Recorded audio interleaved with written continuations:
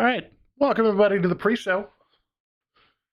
Hello, Of hello. course, this is supposed to be the show that happened yesterday.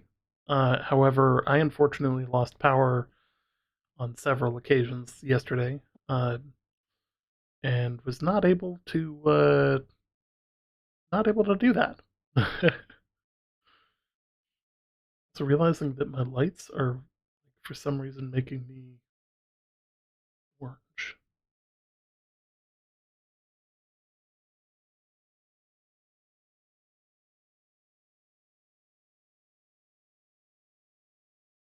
Get some more natural lighting here. Oh God, not that white. All right, better ish. God, you can tell I'm tired.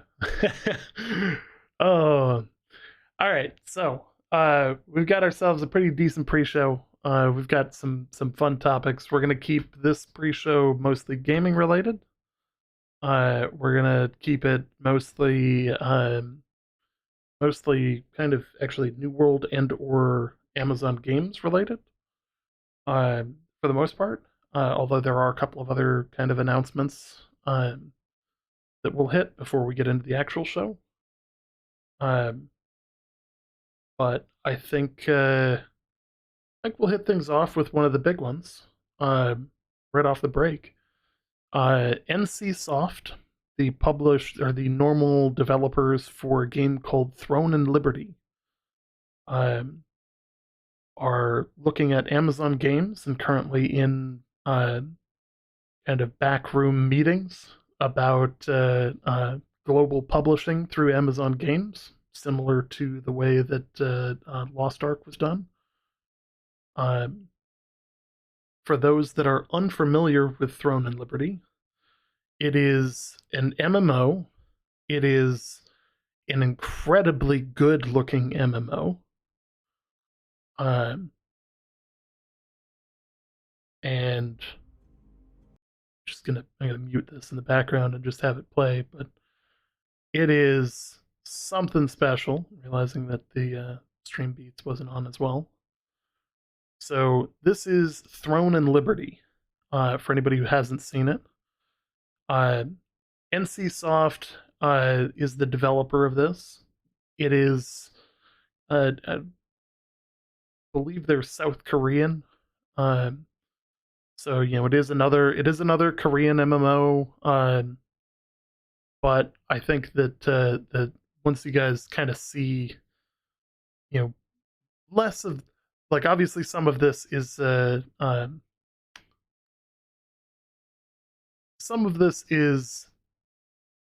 trailer. Other parts of this are actual gameplay.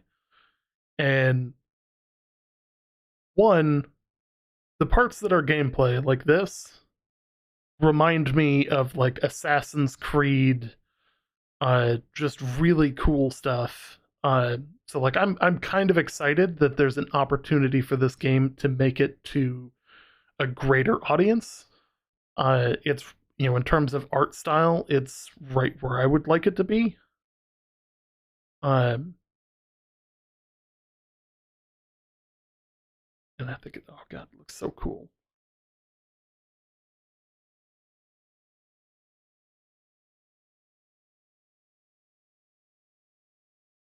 Like just about everything about this actually looks pretty freaking baller.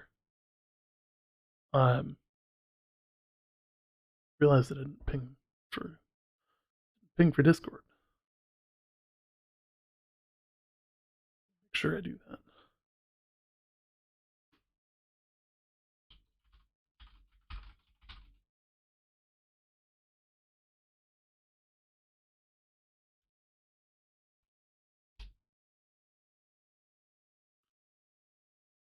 Yeah. So this is of course Throne and Liberty. And like I just everything about this, the number of people, the graphics, the just overall look, uh, you know, just looks great. Like it's just cool. It's got the right scale, uh, just everything about it. Yeah, Throne and Liberty. Specifically, I'm talking about an article from massively OP, and they're actually talking about an article from a South Korean financial publication, Money Today. Um, that the gist of it is Amazon Game Studios is looking at partnering with NCSoft, uh, and possibly going to be bringing this um, to the global market. At least the U.S. and Europe. Seems to be the information that's out there so far. It has not been confirmed, and no one internal to Amazon was willing to confirm it. Obviously, because it's not, there's not a position to be confirmed here yet, other than like they're in talks, but they were not willing to confirm that it's a thing yet. Which this is the kind of thing that you would wait for a larger press release for, but I think that now is also kind of the time to push for uh, to make a public push and say this is the kind of game that we want Amazon Game Studios to help bring to the West. Uh, we like I very much want this. I don't know about you guys, but like I'd be very curious to see. It throws off a lot of like New World type vibes, but it also throws off um, some other like maybe Dark Souls or what's that one that's being um, Ashes of Creation. Actually, this looks a lot like Ashes of Creation if Ashes of Creation was about 2 years further along in development than it is now. Yeah, it does have a bit of an Ashes of Creation kind of vibe to it. Like, sort of, to some degree, it also has a bit kind of a BDO sort of feel to it as well, or look to it. Yeah. I don't know. Maybe a little bit less careery. Yeah. Like, But, kind of some of the set pieces, some of the kind of like, scale of the monsters and that kind of stuff, like, they're a bit of a BDO like feel to it. yeah. Like it's just a really cool look. And I think that this is the kind of game that we need. Um and I think it would do really well. It looks like you. Hang on, that moment there looked like you actually played that character, fucking huge rock monster character. Yeah. That would be an Interesting interesting one, mode to isn't play. Yeah. it? Throne and Liberty. So that's one to watch. It's one to watch moving forward. I wanted to talk about that because like I saw it as a thing the other day, and I was like, this is really cool, and this is right up my alley of things that I want to see. hmm And of course, like seeing as most of the people who watch our channel watch us for New World content, and games similar to New World, I figured, hey, this is pretty close. This Yeah, makes for a good touch point, and of course, it's related to Amazon Games, which we have a lot of connections within the studio over at Amazon Games, so it's kind of cool to be able to see some of these rumors coming out about different things, or being able to talk about certain things that are rumored. You know, very much so. um, like it's just cool. So to give a better definition on Throne and Liberty, it's basically a retooled version of Lineage 3. Um, and it's hmm been rearranged multiple times over the last decade as a result of changing game trends and shaky alpha phases. Um, and the first time the game kind of really took off was in 2011, back when it was called Lineage Eternal.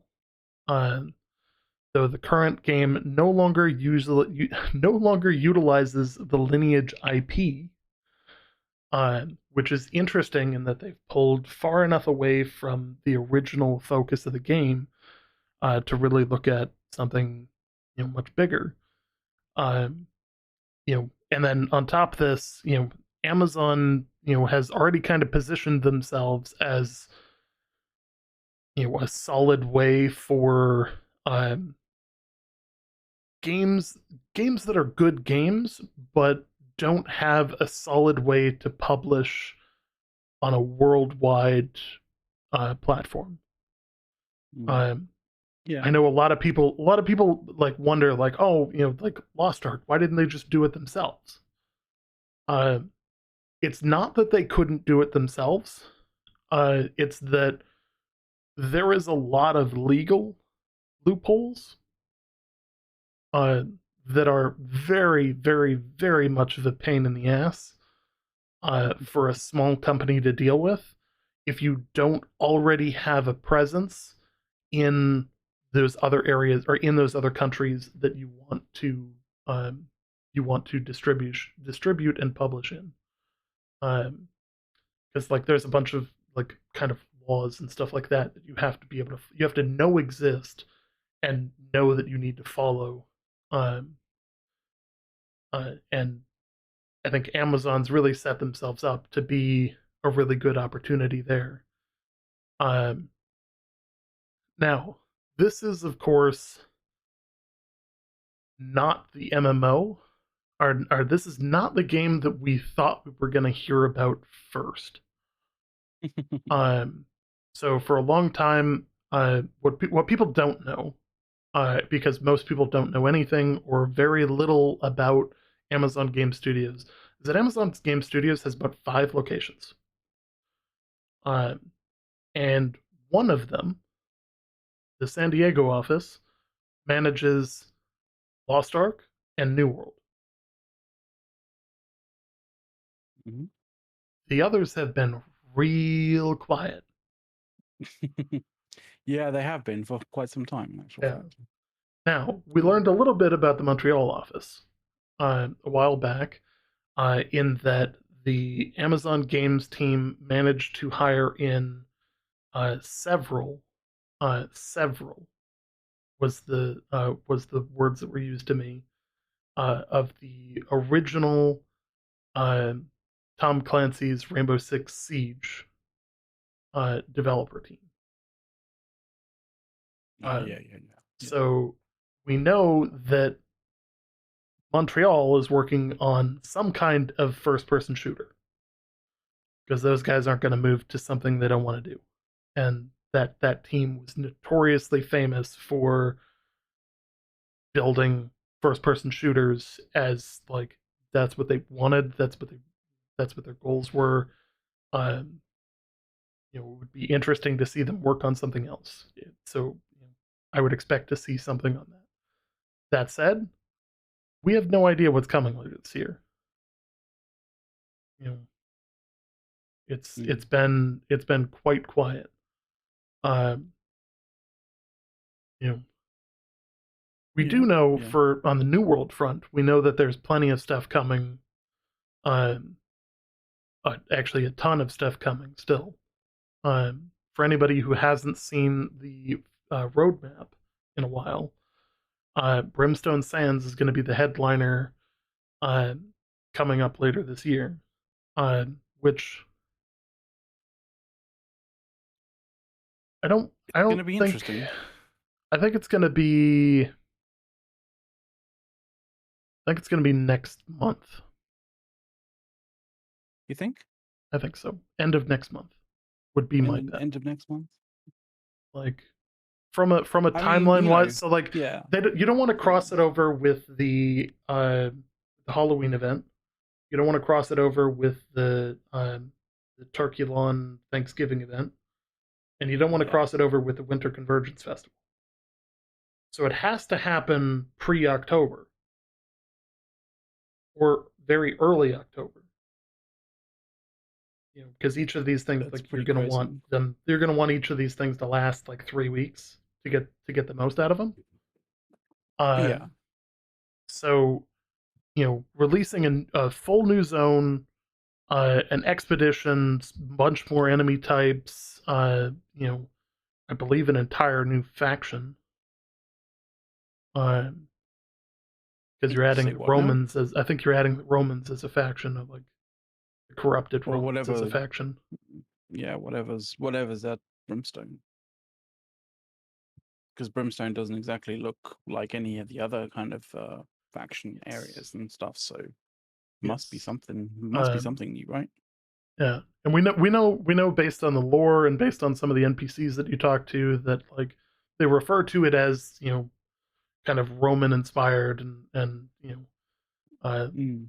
like there's been some leaks in the past for some of the enemy types in there, including some giant scorpions and some other stuff. I can't, I'm not because I have certain agreements in place. I'm not going to show those images, but if you were to search for them online, you could find them. Uh, Yeah, you know, I'm not they have about been to data mined by showcase people. things that I know are um, that I'm not in charge of pulling them down off the web. That's not we're not devs for Yeah, Amazon or anything like that. But no, like no, no. you know, due to like stuff, I can't knowingly display stuff that is privileged. Yeah, At least not without burning some bridges. bridges you don't really want to be burning, Yeah. to be completely honest. So that's yeah, okay, understandable. So, but I mean, I think that there's a lot to be expected out of New World coming forward. I think that Mm. the new zone is going to bring a ton of people back. It is going to be an end game. It is a truly end game zone. Um, Yeah. so like things that we know about Golden, I almost said Golden Sands. I don't know why I said that, but uh, things that we know about Brimstone Sands. Uh, let's pick the Yeah. right color at least. Uh, is that Roman inspired? We know that there's some kind of desert. We know that it comes with an expedition that's going to have, uh, I believe the end boss is a corrupted Roman general, uh, and basically it should add comparably in size. It will be about the same size as Evanskill Reach, which some people have complained that that's not a lot of space. Uh, It's like a fair amount. that's a decent amount of world building to do, considering how much other stuff they've had to do in the process and other development that's been out there. I'm sure that there will be other things that change in the game. You know, I'm not a not 100% sure what they confirmed last time here, but there's a ton of stuff in the works that I think um, this fall they're gonna need to add servers. Like Yeah, I I think they based probably on will. what I've seen, um, and this is from monitoring Reddit. This is from monitoring people that I've talked to in various communities about New World and about coming back to play New World. A lot of people out there are basically saying when they release Brimstone Sands, come, I'll come back. Uh, Yeah, yeah, which great, you know, because that's what we need. We need people to come back. Obviously, like everybody out there has seen the player numbers. They're not great, but from a server to server perspective, servers right now are actually pretty full. Which is kind of nice. yeah. But uh, one Not so could nice when argue you that have they could be a little bit. There could be more servers that would be beneficial for. It would be beneficial for the player base to be able to spread out more. And in the instance of a large influx of new players or influx of returning players, that there is some server that they can move to, without Exactly. And without having to wait in 1,000-person queue. yeah, and especially when it comes to, some of the regions that literally have only one server, right? Yes. Yeah. Now, I personally think that the best route to go with this, the absolute best route to go with this, and I have said this at least 5 times before now. I think that a redevelopment of the NPE, pair that with a brand new server, um, that like that cannot be transferred to, or like that way people see and talk about, like, published things that say this is a brand new server, you can't transfer all your gear to it, or stuff like that, like, only for new players. Yeah. I think that would be really desirable, because there's a lot of No, people out there I who are like, I don't want to deal with people who have duped their way to success. I don't want to deal with the markets being what they are. I want mm-hmm. kind of the raw day one experience without the bugs that we had day one. Yeah. I'd be I interested in feel doing that. that. I'd join that. I'd join that server in a heartbeat. Start up Mm-hmm. a small group and make a run at taking a territory early. Like, that would be really fun. You know, like I think so. I Yeah. think that would also drive. It would remove one of the other barriers out there that people have about having hesitations of returning to the game. You combo all of that together with added end game content in the form of Brimstone Sands. Everything in that zone is aimed at 60 plus. Like, it is not a kiddie zone. It is a end game zone, and you will get dumpstered if you're not careful. Um, then from there, it's got a new expedition. I think there's going to be what else are they? Leader. Let me pull up the Yeah, roadmap. I mean, in terms of the end of the year, like they've got the great sword coming through. Yes, Great Sword So is also there's coming that. through, which I would assume would come out with Brimstone Sands. I would think so, yeah. Like, that would But make you never know. sense, because Great Sword, you kind of think of like the Roman kind of inspired. Um,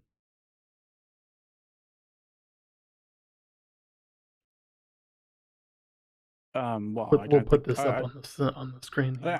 I don't generally tend to think of Romans and then massive swords. I generally tend to think when it comes to sort of like massive swords, Yeah, you like kind of think of the Gladius. Yeah, oh, maybe not the Gladius, but Gladius isn't exactly Gladius is a short sword, yeah, so it's not exactly a great yeah. It's sword. not really a long sword, but and you think of that more like, I don't know. I think of it as the heavily armored.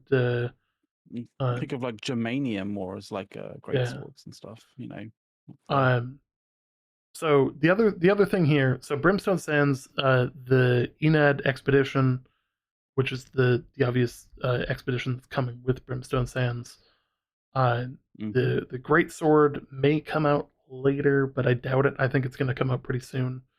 Um, Leaderboards. I'm One of the things that we're interested in following is whether these leaderboards are going to be um,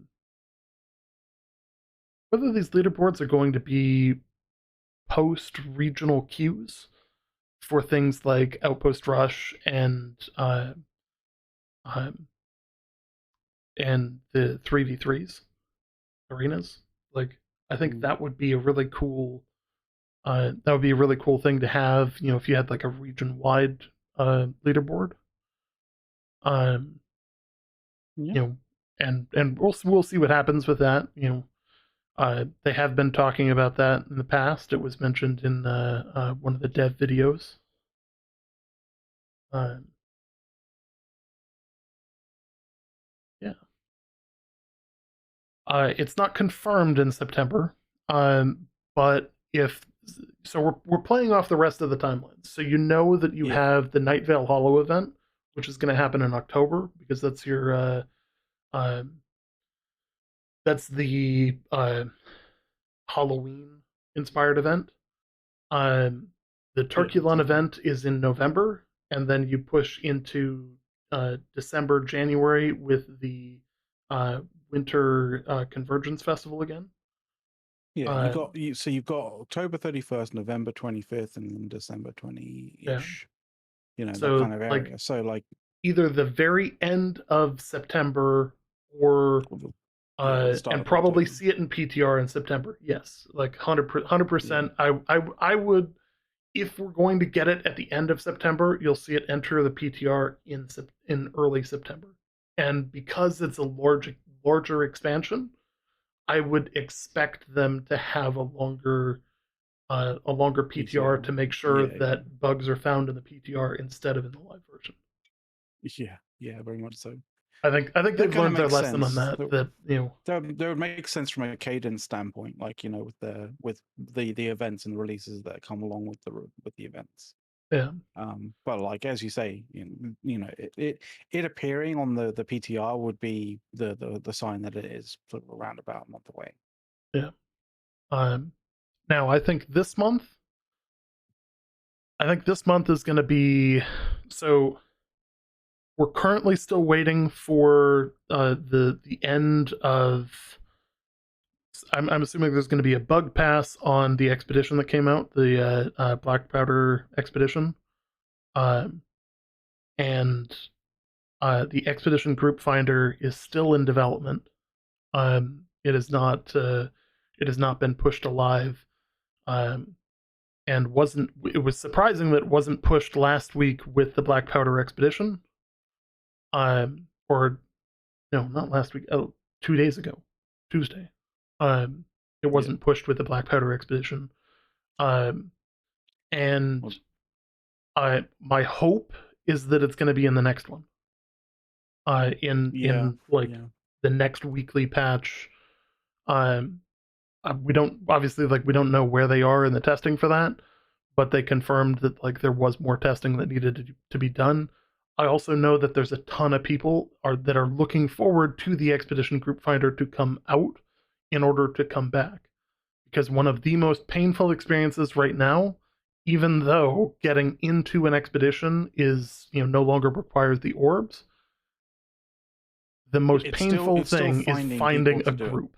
Yeah. Yeah, still finding a group and like, people out there accepting, strangers to, to go and play expeditions with. Like, if you're part of a clan, part of a group, part of a guild, whatever name you want to sort of, you know, land on that one. If you're part of a community in some way, shape, or form, then you automatically have a whole bunch of people who probably play the game and play the game quite often, who you can, say, or sort of mention that you want to be running a certain thing, and they'll be delighted to probably come on and get a whole bunch of stuff with, right?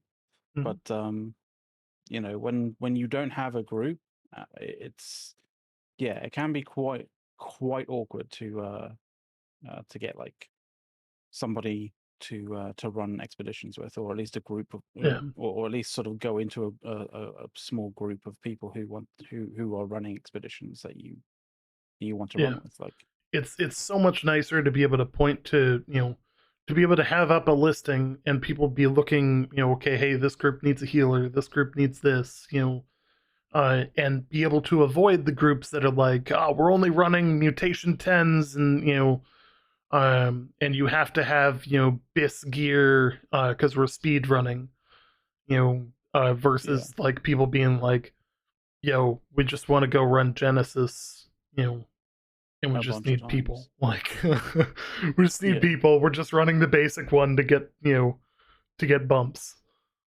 You know, I mean the thing that people have been uh, butting their heads up against recently. I think we might talk about it in the main show. Is you know people coming up to the limit, and then finding them that when they go and really sort of like go into the expedition, they find that there's that they don't have their healer because the healers, reached their maximum of expeditions they can do per week. And it wasn't apparent when they were queuing up for it, or when they were kind of like getting themselves ready for it. Um, and when they jumped into the expedition, it suddenly said like, "Hey, hold on there, you've reached your limit." So everyone else can enter, but you cannot.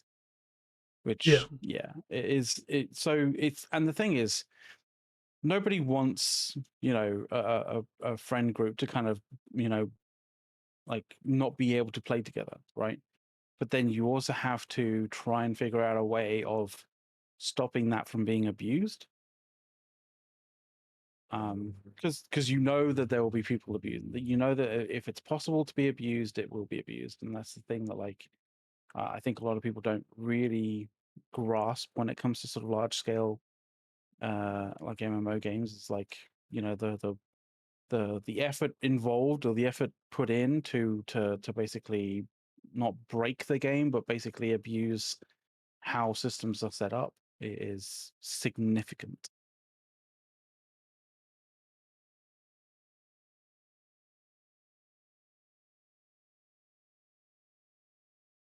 Yes. And I mean, this is also implementation one, um, of a longer series. Like, there's obviously edits and iterations made to systems in MMOs over the years. Look at EVE Online, with how many times the SOV system has changed. Yeah, and it's a Or massive system as well. It's yeah, like you know, massive and fundamental system to like the end game.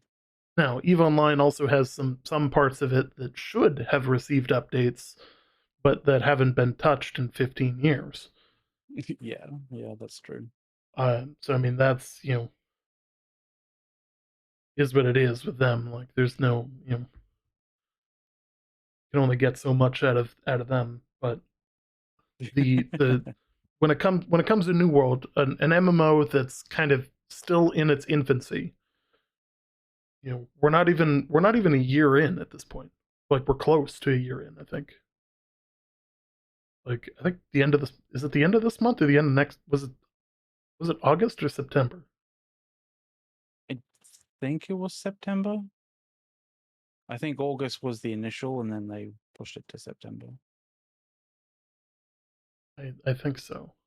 So I mean, we're basically Um, looking at the 1 year mark, and if you look at the development of the game since launch, there's actually been a decent amount there. You know, yeah. like, we'll use the roadmap here, but there's more stuff than this. Tempest Heart Expedition was a really good addition. Like, I got to play that the other day. Great fun.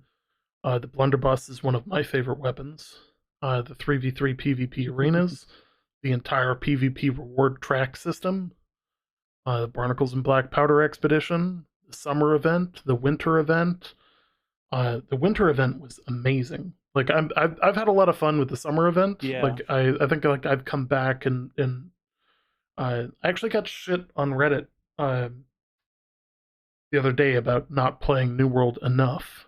Um, Oh yeah, no, I saw that. you know, Yeah, and it that was backfired kind on of the fun. person who was saying that. But like, I obviously play other games as well.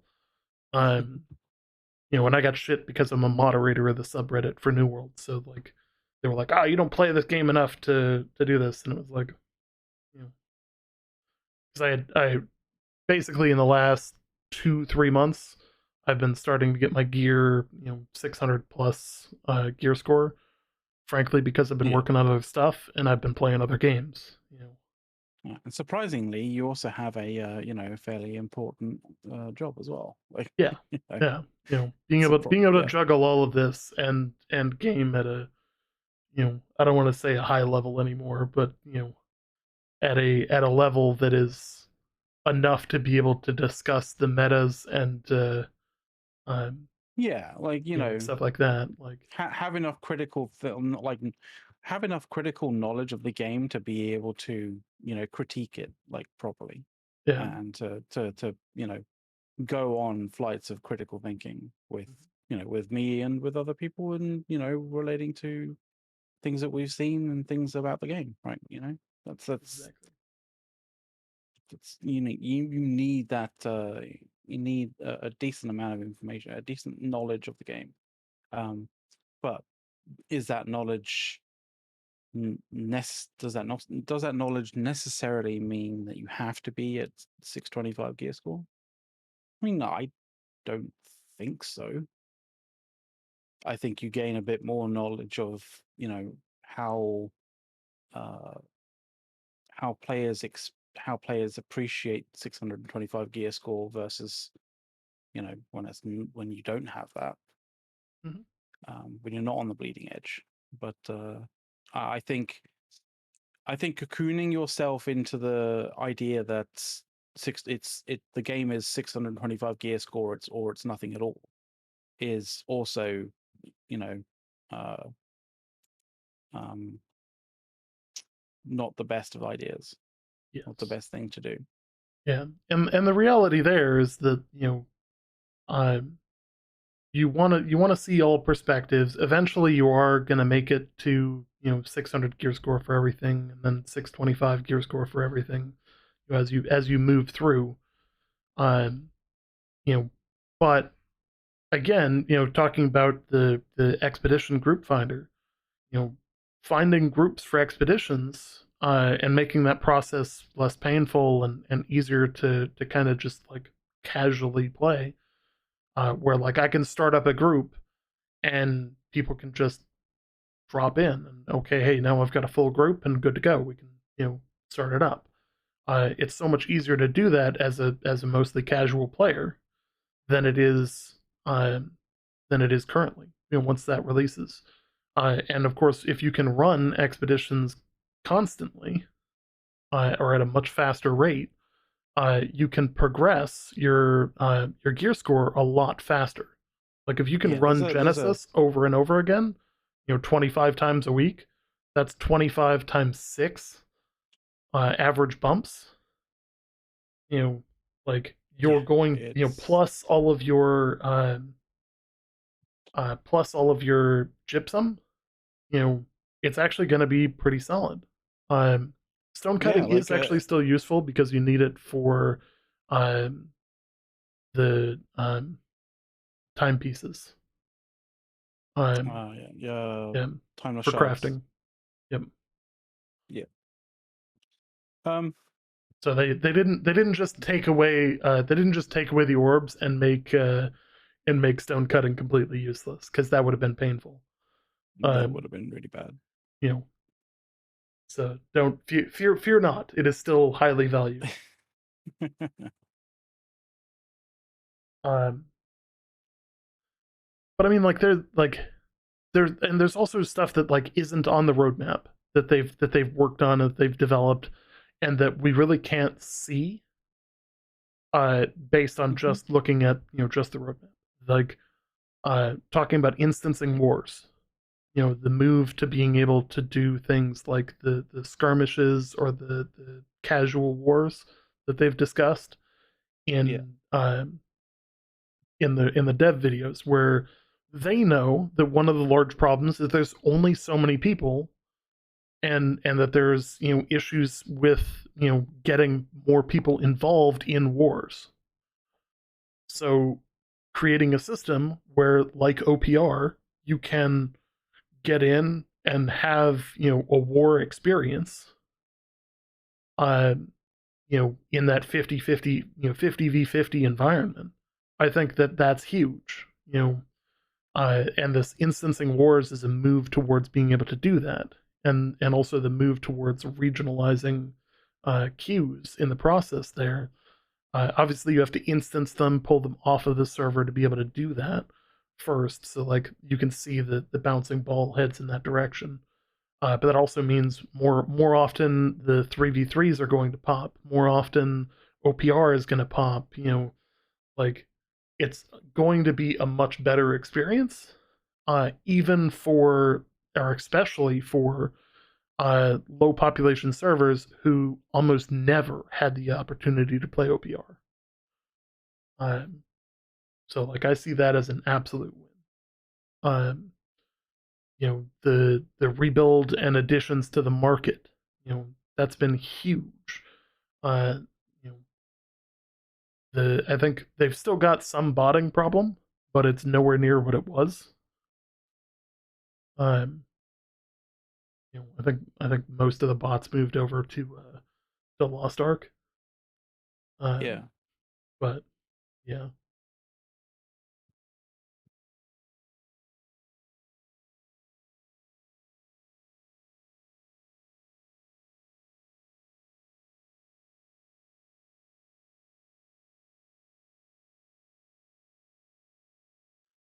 but yeah, like I think there's a ton of stuff that they don't really get a lot of credit for.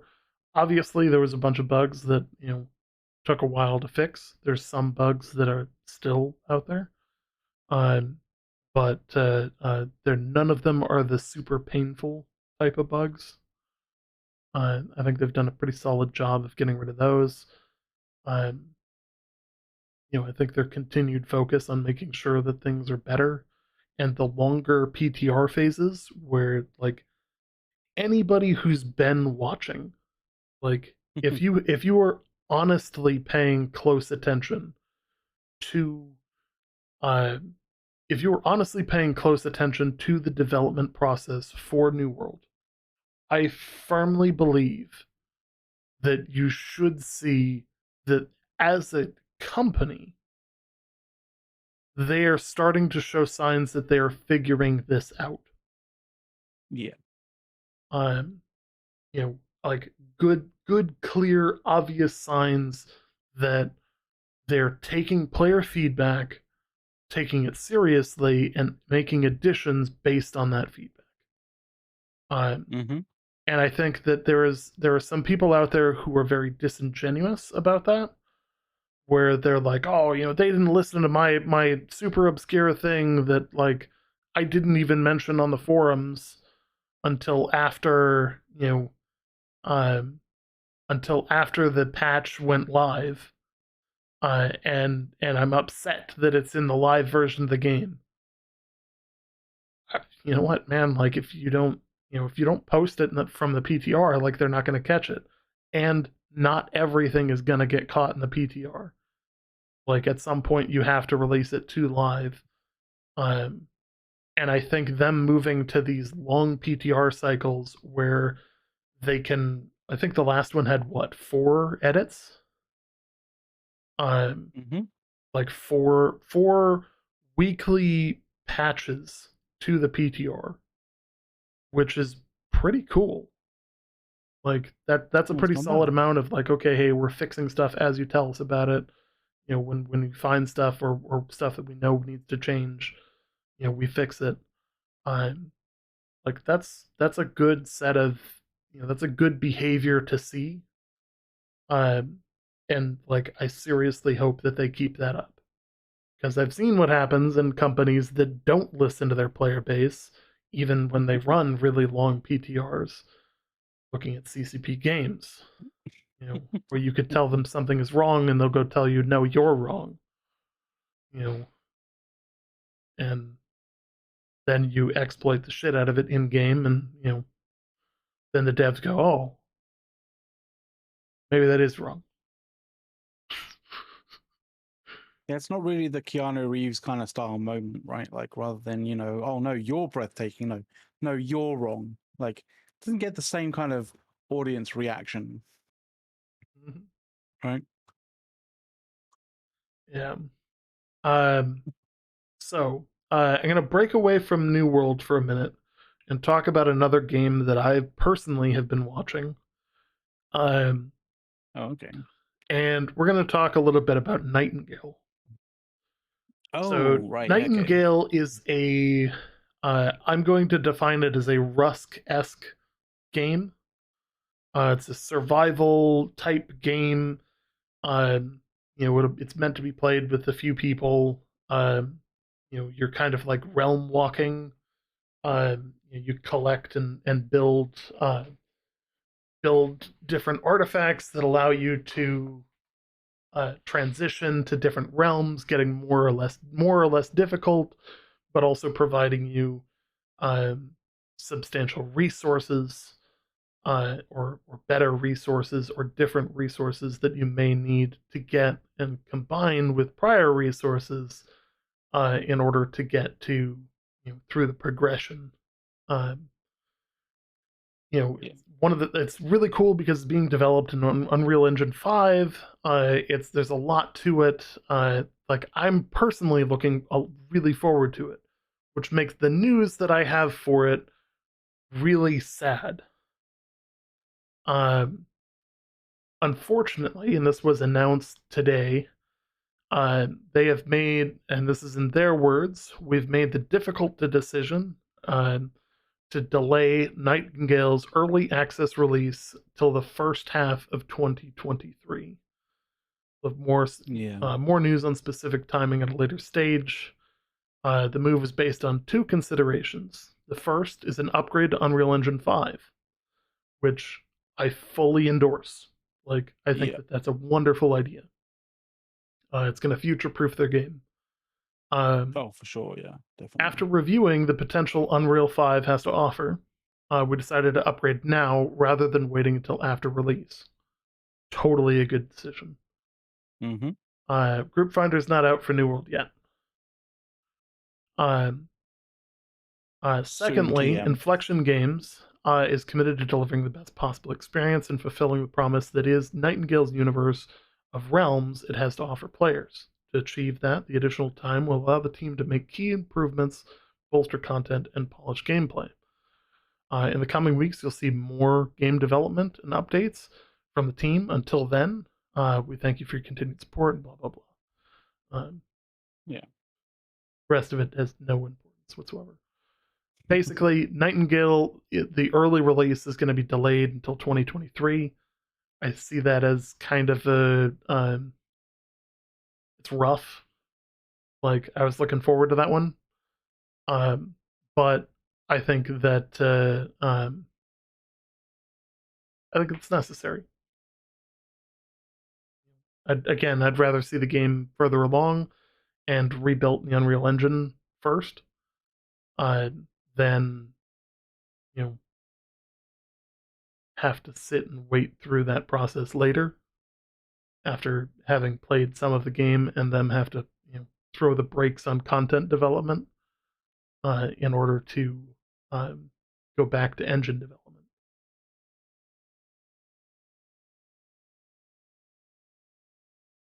Cloud, you muted.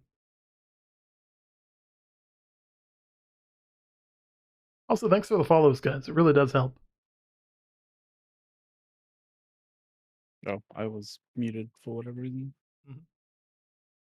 Yeah, I think the move to Unreal Engine 5 is a really really solid idea, especially for a new IP. Mhm. I think there's some games that it doesn't make a whole lot of sense to go to Unreal 5. Like, for instance, Star Citizen. Um, Star Citizen is not ever gonna go to Unreal 5. Just because it is too bespoke of a game Yeah, to justify it, and there's too much nuance to it that it's just not gonna work.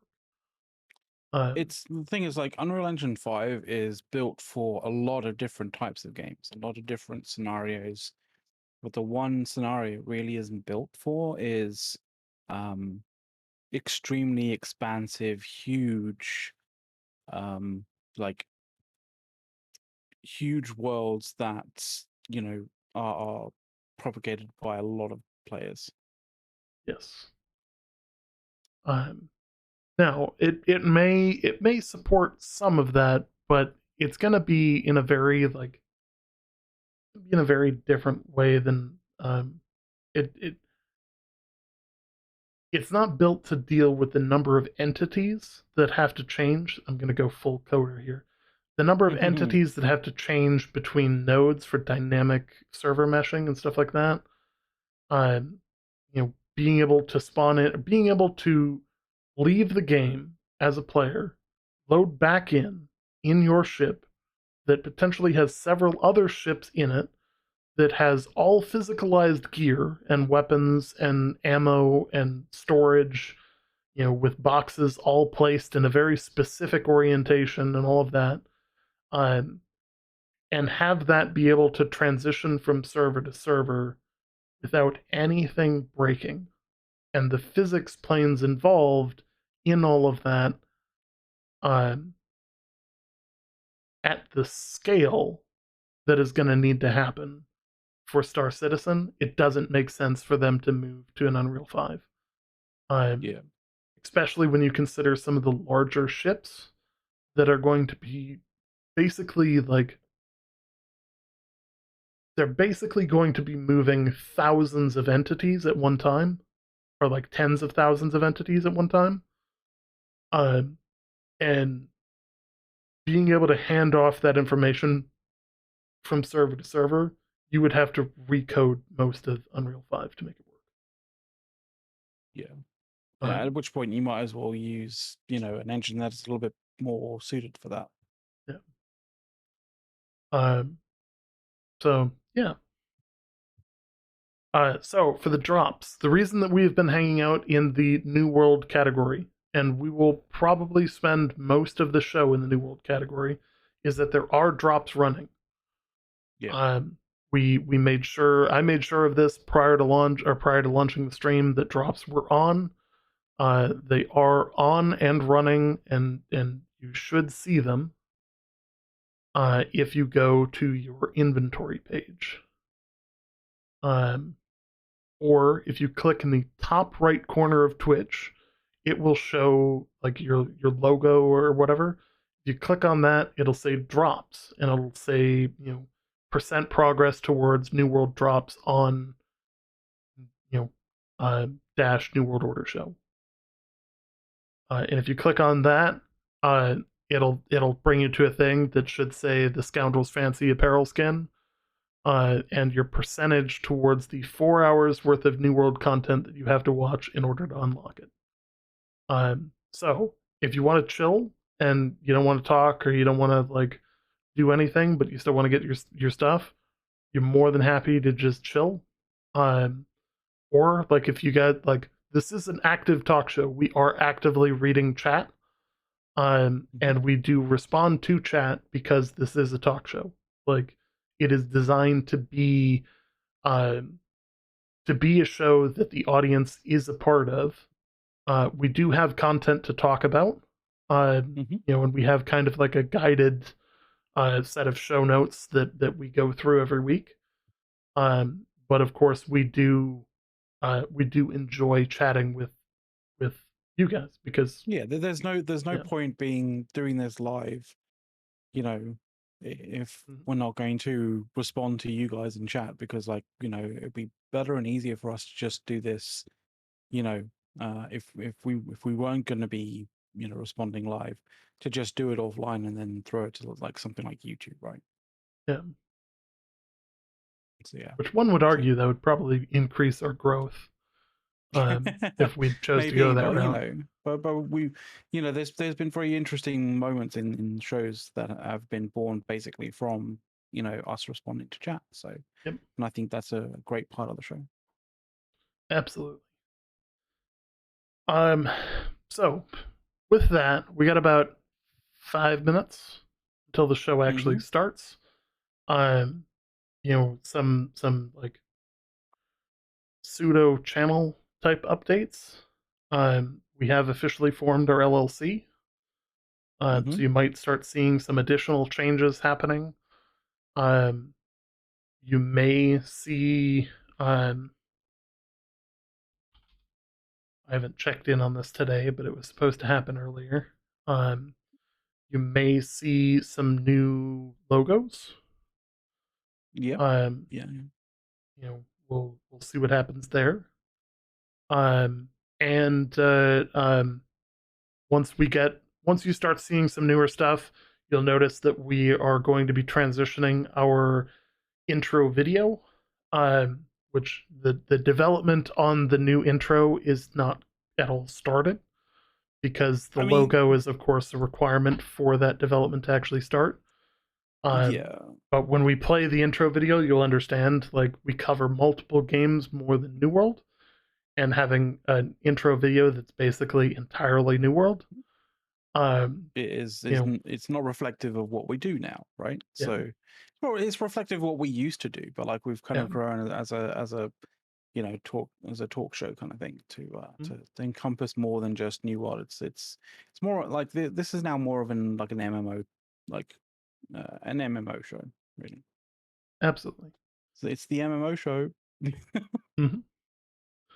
Um, so, the other side of this is like thanking people that have been continuously supporting us, and thanking our new supporters, and the people that just come and hang out and chat. Like, you know, our Patreons. Thank you guys.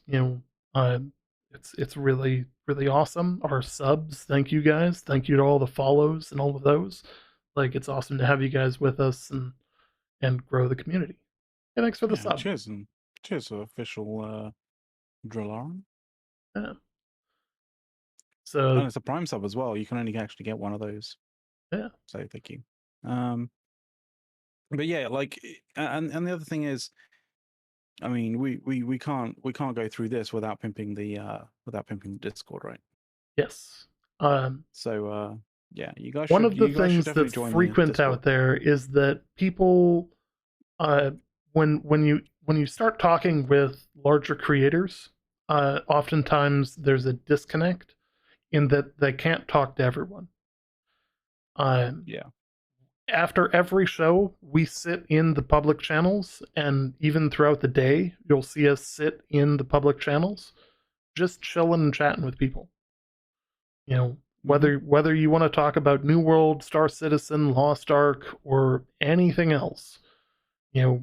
For instance, I'm an emergency manager, and I talk about politics all the time. If you want to just rub horns about various different goings on in the political world, fuck it, why not? Like, Yeah. we are this chill to chat with all of the time.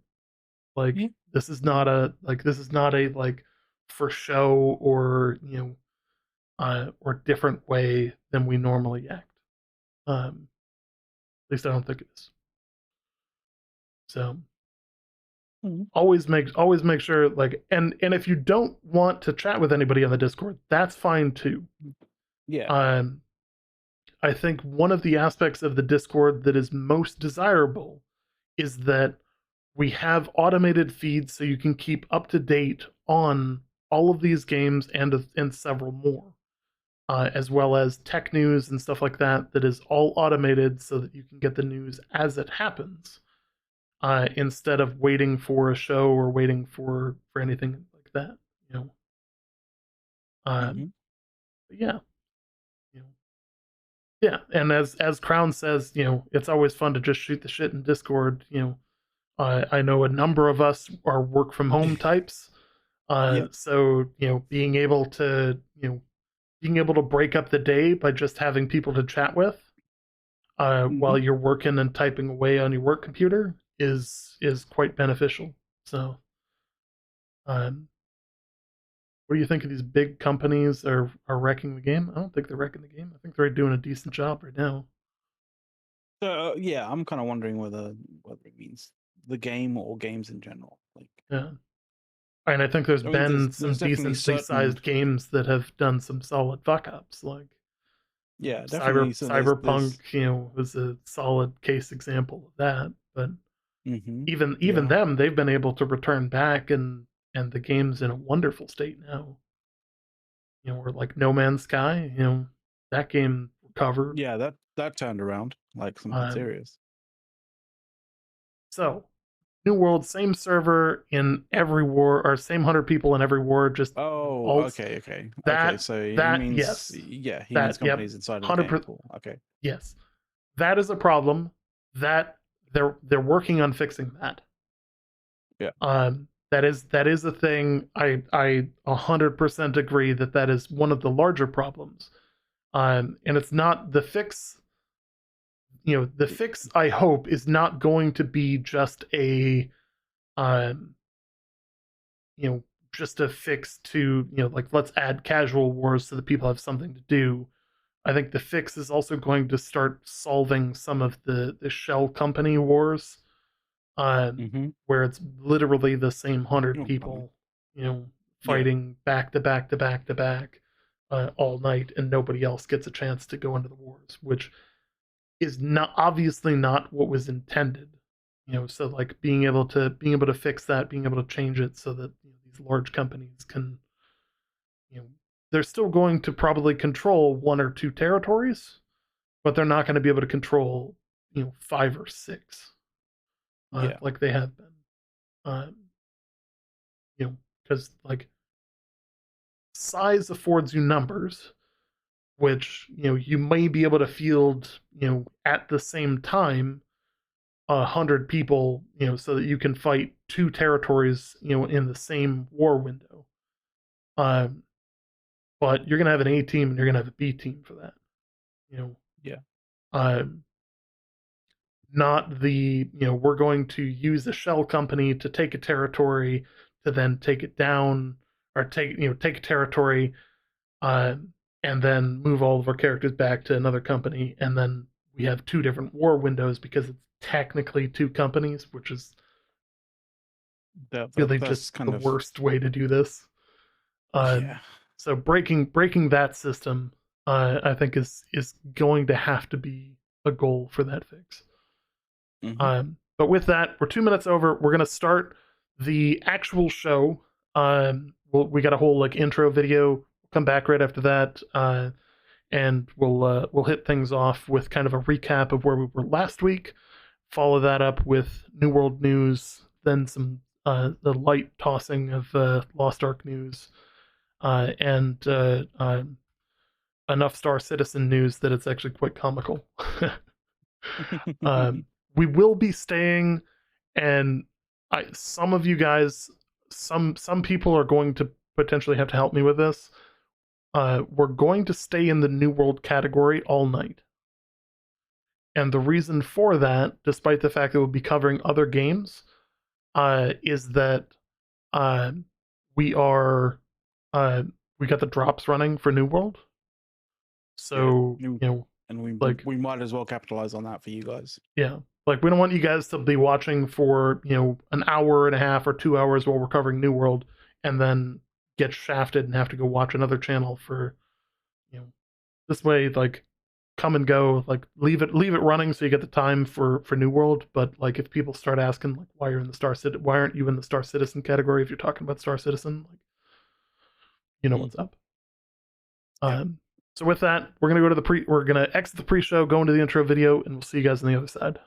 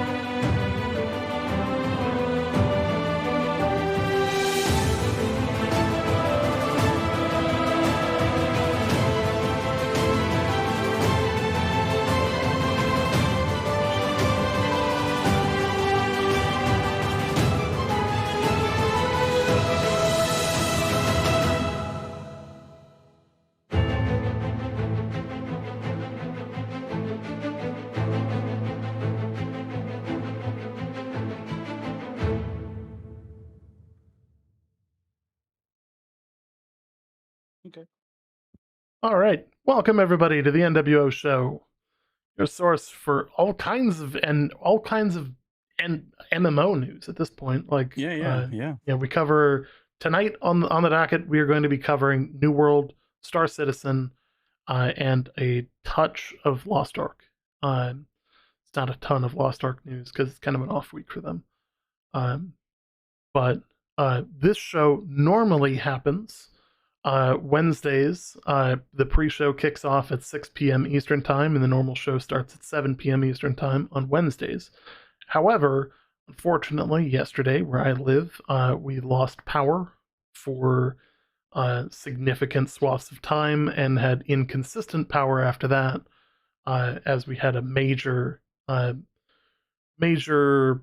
thunderstorm dash aerial flooding event dash flash flooding craziness. Um, so yeah. Basically, something happened in Washington D.C. and God was just like, I don't like this. Mm-hmm. I shall I shall show you my disappointment. Yeah. So naturally, our bad. You know. So we had to move the show to today.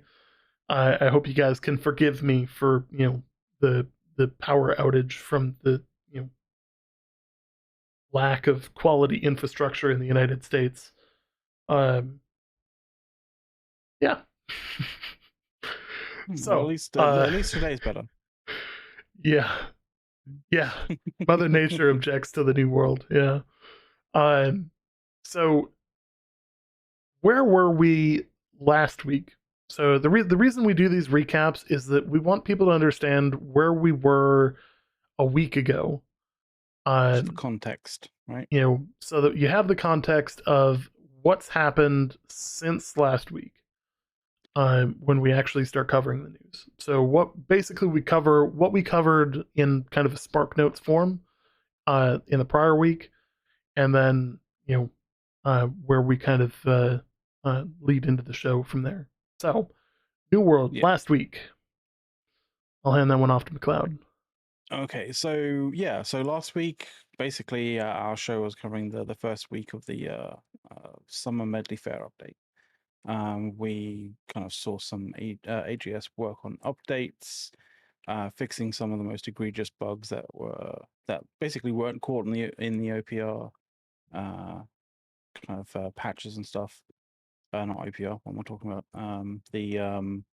Uh, yeah, the test server.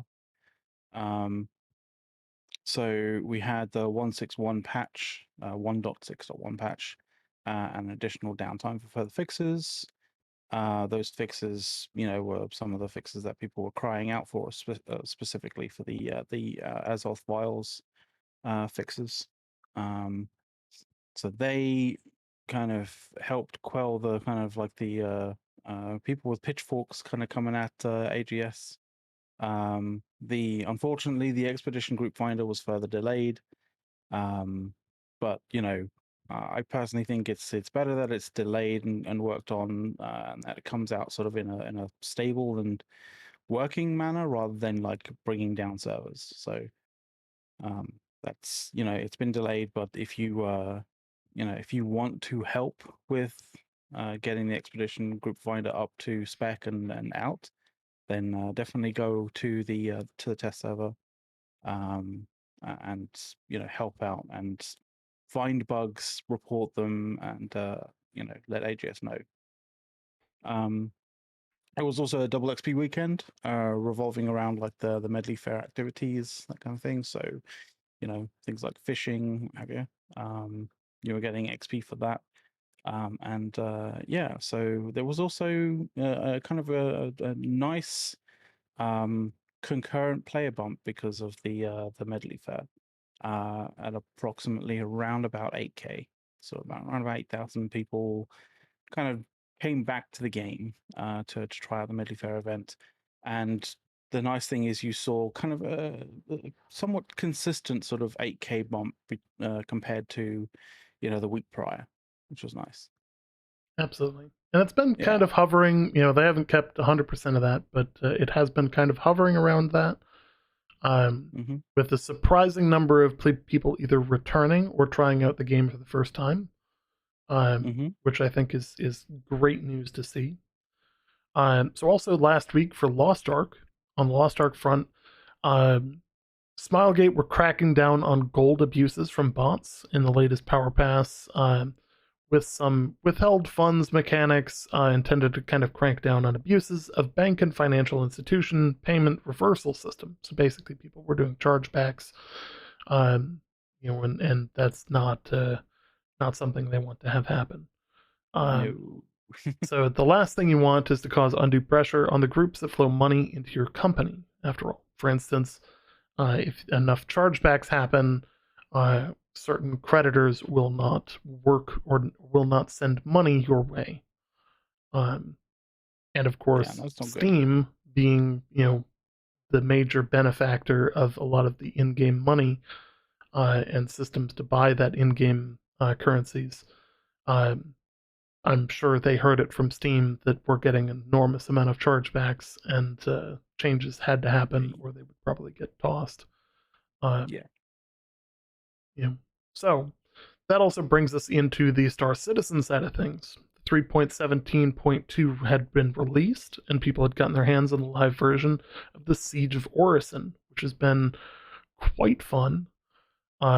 With some mixed results, some servers having no PvP, others having a little too much PvP, preventing people from actually doing it. Um, There but was also been a fair amount of bugs as well. Yes, there's also been a fair amount of bugs, many to do with elevators, Yeah. you Yeah. Yeah. which have not been broken that bad in the past, um, Mm. but now are real bad actually. They increased the scale of events CCP wanted to build because they had basically added more people to the servers. Yeah. It's kind of a dynamic system, so it's between 75 and 100 people on the server, depending on what events are active at the time. Um, Mm-hmm. um, The 3.17.2 release was a lot more than just the Siege of Orison, though. Some of the content increases in many different ways.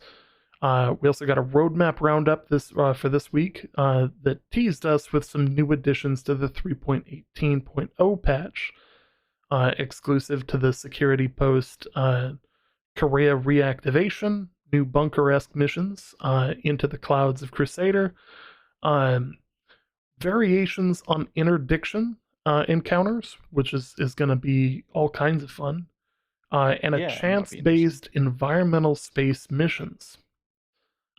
So things that you'll kind of run into. Um, Also, the monthly report came out giving an overview of the past month's development and activities for CIG, which is always a long read, but it is really cool to see everything that they're working on. Yeah, You know, because people can get lost in the weeds as to small things that are happening. For example, the whole bedsheet incident, right? yes, But when you see it in context in terms of like, oh, it was only something that one developer was doing sort of on his off time. yep. Then that's kind of fair enough. You can see that is actually such a small and insignificant part of the development over the month. Yes. So another thing you guys will notice that is that on screen we have a referral code for Star Citizen, as Star Yes. Citizen is the only game that has a referral system. That's why it's the only one that we have a referral code for. Um, Obviously, we cover other games, and it's going to be up for the duration of the stream in case you're interested in trying the game. It starts you off with a little bit of additional cash in game, and that really actually kind of helped to get kind of set up and going. Um, so if you're interested in that, feel free to use our code. If not, if you are going to try the game, use somebody's code. Otherwise, it's just I'm free money that you're just throwing away. Yeah, exactly. I'm thinking that eventually when we get into all sorts of different games with referral codes or sort of that kind of those sorts of things, we'll have a better system than just having it up on the Yeah. screen as such. We'll But have like a at banner this that point runs in across the time, bottom. I don't know, something of that form, something that may be a little bit more dynamic kind of thing. But but at the moment, just because we have a single sort of Star Citizen code, like we might as well just chuck it up on screen for you guys. Now, one of the things that we normally do with this show, and I mentioned this in the pre show as well, is that normally we bounce between categories. Mm. for just to kind of like keep it topic based. So when we end New World News, we normally move into the Lost Ark category on Twitch, and then we move into the Star Citizen category when we start covering them. We are going to be staying in the New World category all night. The reason Yeah. for this is that drops are currently active for the Mm-hmm. for New World, and we want to make sure that people get time towards those drops, so that they're not, they don't miss out on getting the Scoundrel's Fancy Apparel skin, um, which actually looks pretty cool. So Yeah, make it's sure to very hang nice. around for that. Tell your friends. Make sure they're hanging around in different Twitch streams in the New World category. Make sure that those Twitch streams have drops active. Not every content creator knows how to turn them on. They're not on by default. You have to turn them on if you are a content creator. Um, so, and if you don't have them on, why? Like, I would Yeah, love for exactly. somebody's impression of why they feel they don't need drops, or why, yeah. So, Yeah. with that, Yeah. let's So with that, dive right the into New World. yes, and obviously we've talked about the fact that there is a new Twitch drop available for you guys. Um, but yeah, along continuing. Um, so I recently sort of when doing previously on the NWO show for the New World News, talking about about an 8K player bump when the Medley Fair event started compared to previously, the previous week. We are still seeing about a 5K concurrent player bump compared to the that week as such. Um, by that week, I don't mean the week which the Medley Fair update like occurred, but essentially, we haven't dropped down uh, to pre Medley Fair update sort of levels of concurrent players yet. We're still riding about 5,000 concurrent players higher than that at the moment, which is really great. Yep. So this is a 3 month view. You can see it going down over time. Each of these bumps is a weekend, Mm-hmm.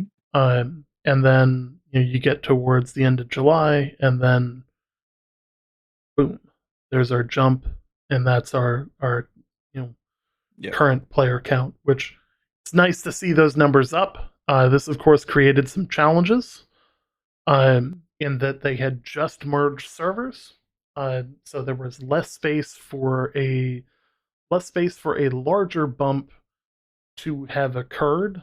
I don't think that they were anticipating as many people coming back, as there were on most servers some level of queues. Yeah. And in some cases, it was like 1,000 people in queue, which was kind of comical. Oof. Um, yeah, at like peak time, like it was kind of rough. Um, but at the same time, that's a good sign. You know, uh, It's a, the it's a, times two crafting and all of that, like that whole month of stuff in July, where they were kind of like rotating through, was also like really cool to see. I know I got a bunch of my stuff up to 200 from there.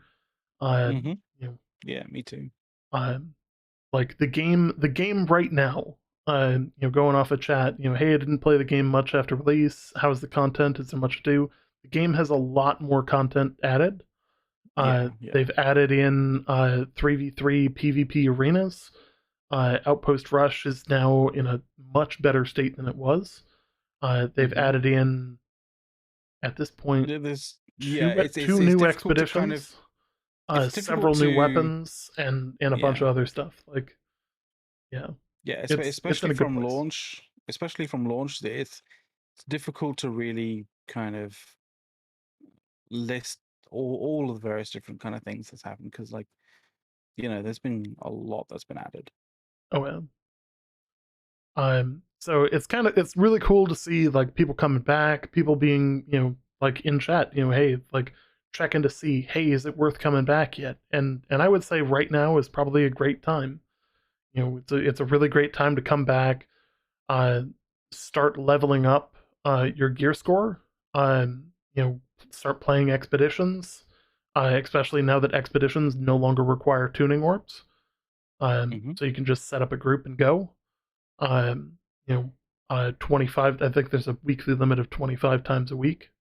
Um, but like that, those 25 times, if you use them all on Genesis, that's like 6 bumps a time, and you're gonna be pounding through your expertise really quickly.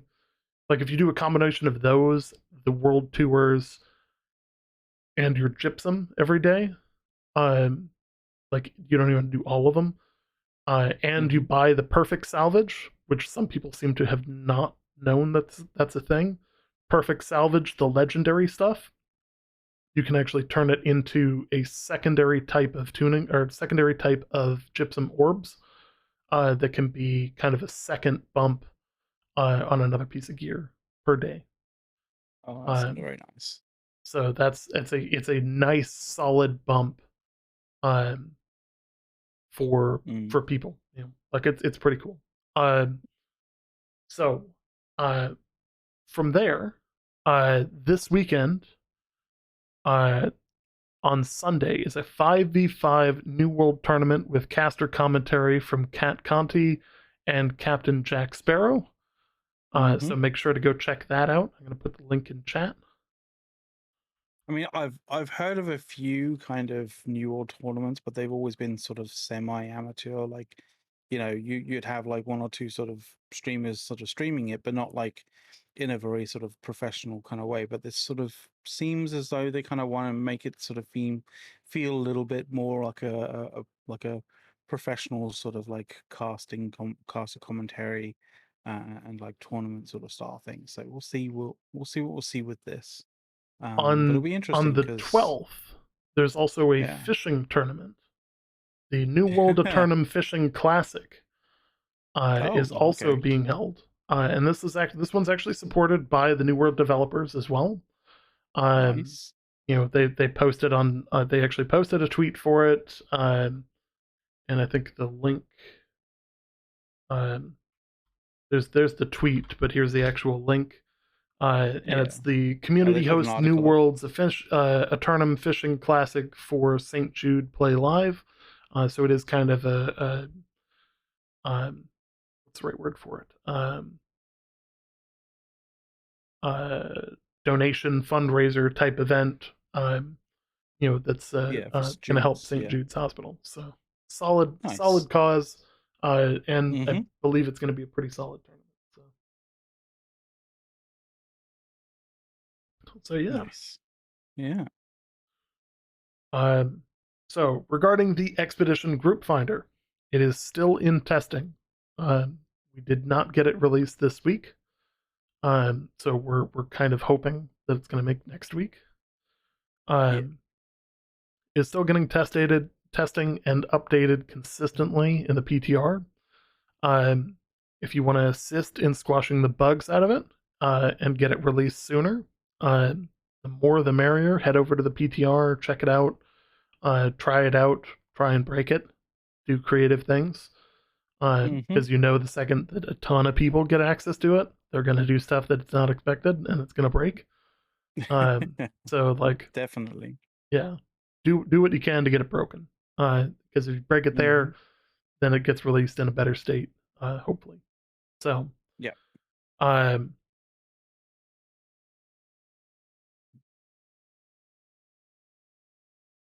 I'm just pasting the forum ah, link for so people for that. let's talk a little bit about expeditions and Mm. specifically M10s for sale. Um, Yes. I don't know about you guys, but I feel like every time I log in, half of my chat is spam about somebody trying to sell extra slots on a mutations level 10, 6K shards for sale, contact, in DMs for more detail. You know, Mm-hmm. Mm-hmm. I'm sorry. That shouldn't be a thing.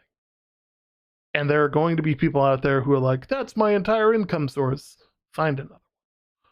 Like, You know, I you mean, shouldn't what are be you bringing using that people all income the way for? in to the absolute last part of the thing and going, we're just about to beat the boss.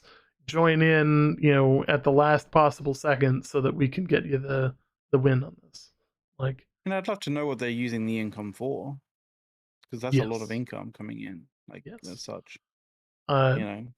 and this is going to be a very similar topic that we're going to cover in Lost Ark about busing, where basically people are paying gold to get through dungeons, um, and sometimes in comical amounts, which has led to bans in Lost Ark. Um, so I'm not a huge fan of this. Like, you know, it it disincentivizes people going the natural route of progression, uh, as people are just selling straight to M10 with a codex and 6K shards. Like, that's Yeah. it just doesn't feel natural. It doesn't feel right. Um, and yeah, It doesn't feel like what the mutations were meant to be, which is a challenge, right? yeah, It's meant to be sort of like, a real challenge for people who have enjoyed the expedition but want a bit more. It's basically become a printing machine for, both gold and shards. Like, yeah. Yeah, those boosted characters hanging around in M9 and M10s have no clue what they're actually doing.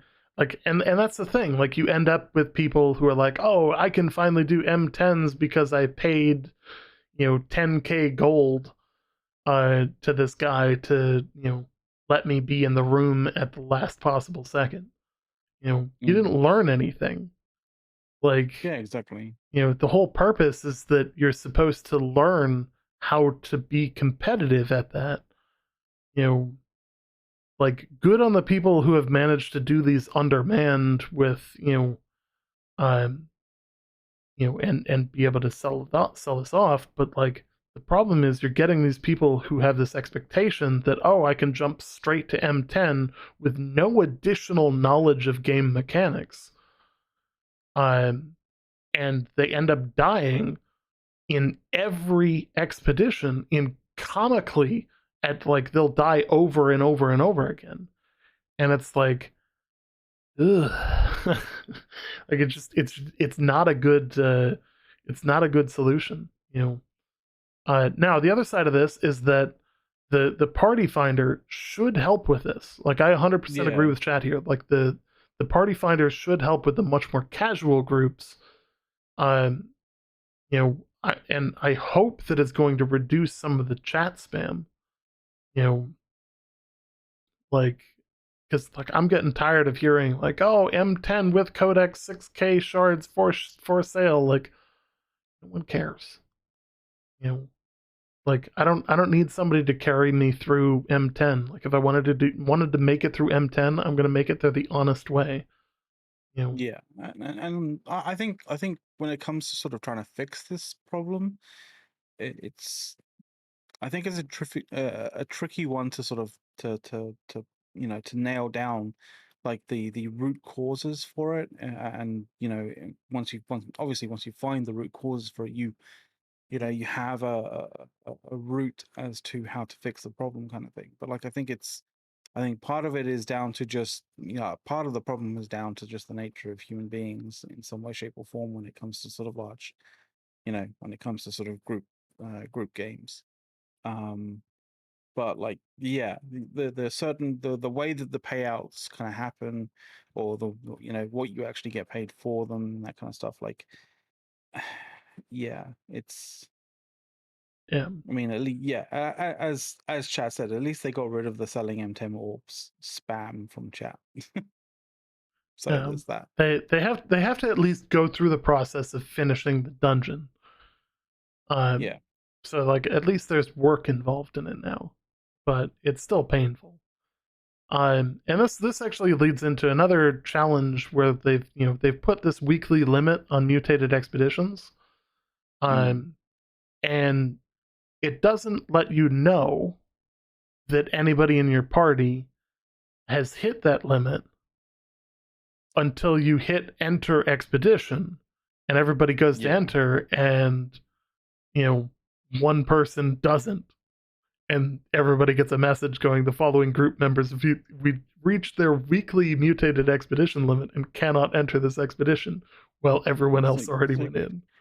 it's like you could have warned us, and Yeah, hopefully hopefully maybe hopefully that the expedition group finder will kind of like, you know, they could iterate on that at some point, or maybe even it might end up actually having this, but like, um you may find that there's someone joins up to your party, yeah, and thanks it'll for the come up sub. saying that he's used, or whoever it is has used up their allotted amount of mutated expeditions for Mhm. this week. So that Actually, would be I really really good like to warn you. the idea in chat here. Make it so you have to No. kill every boss in the expedition to collect the shards. Like, if you distributed the shards across all of Yeah. the um, all of the expedition crates and the bosses, Yeah, I think it that would would be be neat. distributed enough to the point where, like, you go into Genesis and there's what, six crates in there and eight bosses, or there's like, I don't even know. There's so many bosses in Something like that. Yeah. Genesis. Yeah, Like, it's a bit crazy. you know, you split that 6K, and all of a sudden it's no longer like I can't invite you in on the last boss Yeah. just to get 6K off one. Like, you have to run the whole thing to get 6K. I think that's probably the best way to do that, because like just backloading the reward, yeah, that's good. Yeah. Oh, by the way, thank you very much, Jostle TV, for the sub. Thank you very much, mate. Yeah, I'm Um, copying that and sending I that I, to I like somebody. that. I like that idea for sure.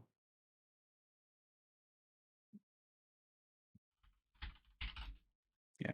Anybody coming in has to actually be, part of the ride in full rather than just right at the end.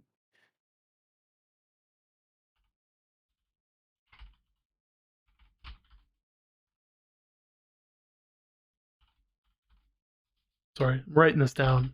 But this is one of those things where, like, as Crown said, like, yeah, it will turn into selling the selling carrying people through the actual expedition, but at least that way it'll make it harder for people to you know harder for the carrier to sort of have to carry people through, make sure that they don't all fucking die at the end of it, or die on the way through it, sort of thing. um yeah. And this is what I mean by, you're trying to find the root cause of it, and ideally you want to find the root cause, and that way you can solve the issue. Mhm. And I think sort of Now it's a it's it'll a it's a good. change.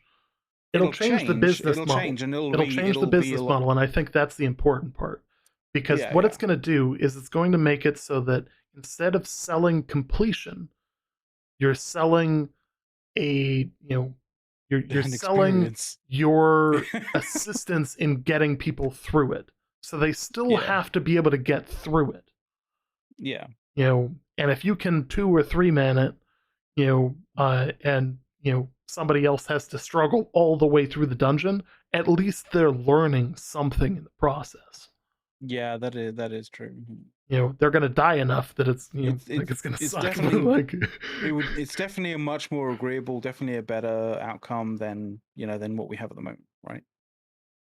mhm. Yeah. Like I think Like that I think it's pretty good. mm-hmm. Um, Mm-hmm. so Oh, um, this is this is something that has come up on the subreddit several I mean, times. This yeah, is and something that is that this oh, individual has okay, come up on the subreddit a number of times. Uh, okay.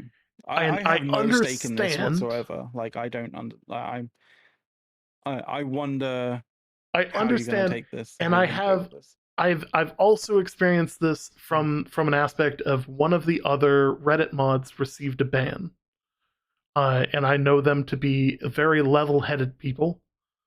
Like, Mm. for instance, you don't we're going to dive into talking about moderation and New World, because problems are not gone. No, not at And all. they need to be discussed, and there needs to be pressure on this front still, because this is something that needs to get fixed. So one of my Reddit mods got banned. Somebody that I know as just like an amazing New World player, and somebody who's been in the community as long, if not longer, than me. Um, and I know them to be incredibly reasonable. They are very good at the game. They managed to receive a ban, and it has been confirmed that they went through all of the normal processes and all of that. In the end, they were unbanned and told that they did nothing wrong. But the issue is, how did they get banned when they did nothing wrong? Yes, and they got By the Amazon's runaround by the own official admission. process. By So Amazon's own admission, though. yeah, and one of the challenges is that the process that you go through to appeal, you are being sent to a group of people that does not appear to have any in-game access to anything.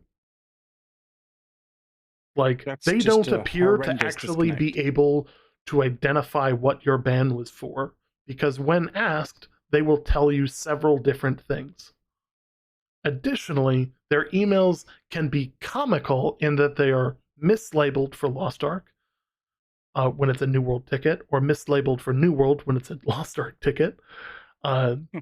You know, they will tell you on various different emails that, oh, you were banned for chat related offenses.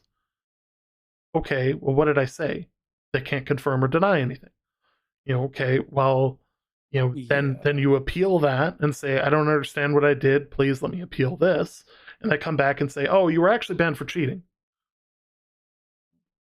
Those are two different What? things. Like, why was I banned for cheating?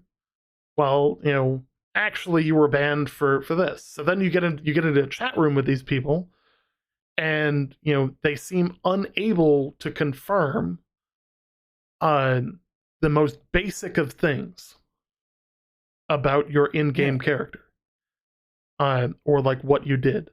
And I'm a huge advocate of, and I do this all of the time, because like, for those that don't know, I moderate the subreddit r-new world game. So like, if you have not seen me in the subreddit, frankly, I'm a little surprised. Like, you know me. Like, my handle on Reddit is Commander A's, one word, because I won't allow two words.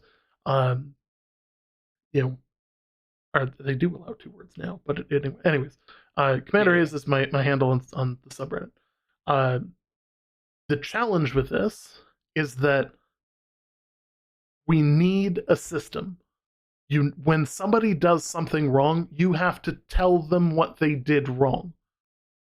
Yeah. Like, that's Now, just that fundamentals. player may respond to you and prove everything that you just told them was right by, for instance, when I go into the subreddit and I remove a content or remove some content, I will reply back with why it was removed. Most of the time it's be civil. And that's Yeah. my way of saying don't be a toxic fuck. Like, and 9 times out of 10, no reply. That other 1 time out of 10 results in a ban. Yeah. Like, almost 100% of the time, because they will sit there and they will go, you don't have any authority over me, go do X, Y, and Z to Go. yourself, or a Yeah. dog. Yeah. Like they will find some creative way to get themselves banned because they disagree that their comment was removed from a website, despite the fact that it had no value add to the conversation, which is why it was removed to begin with. So, like, you have to let them know what they did, because the other side of this is that as a moderator on Reddit, I can remove people, I can remove posts, and it doesn't tell you that I removed your post. Like, if you were just like leaving comments on a post, I can just remove them and it doesn't notify you at all, which I don't agree with as a thing. So occasionally you end up with people that just have like a shitload of posts removed, like 30 some posts removed. And eventually you're just like, you're banned. And to them, it's like, why am I banned? This is the first I'm hearing of it. I'm an exemplary member. I'm very active on here. It's like, yeah, you've been a shitler for the last 3 years. Like, and we finally got around to banning you. Like, our bad for taking this long. Like, uh, but it's kind of comical in a way. Uh, yeah. Uh, Now, bringing this back to Amazon, they need, if it's a chat-based offense, I think that there is a better way to deal with it than banning people. I think that there are certain triggers that should be an automatic ban. If you type in certain words or certain Yeah. combinations of words, boom, Yep. gone. You are not a redeemable character. Game over. Do not collect $200. You did not pass go. You went straight to jail. Like, you Yeah. know, like done. Now, for most players, you should be able to continue playing even though you were dumb and you were talking about something you weren't supposed to be or something inappropriate in chat. Like, you know, I think that a more creative solution to chat based or chat specific violations would be one, the player needs to be the player's account should be notified that they have a chat based violation and what was said that got them that violation. Hmm. Uh, it should be a multiple strike system. And if you have multiple strikes against you, which you could potentially receive at the same time consecutively if you were being a problem in chat, which we've all seen it happen, and you're just waiting for the inevitable ban. The reality there is that you should the game should have the ability to globally mute them and globally deafen them. Yeah. You know, so that they can still play the game, but they cannot use voice chat and they cannot use text chat at Yeah. all. No, that sounds much more agreeable. Yep, and they will and it should show a sign next to them that they are muted. Um, you know, which there should be a thing that's like there should be an icon on your thing, anyways, in my opinion, that should tell you whether or not the person can actually hear voice comms or not. Um, Mm. because, for instance, I don't run with voice comms on, and there are people who are upset about that. Okay.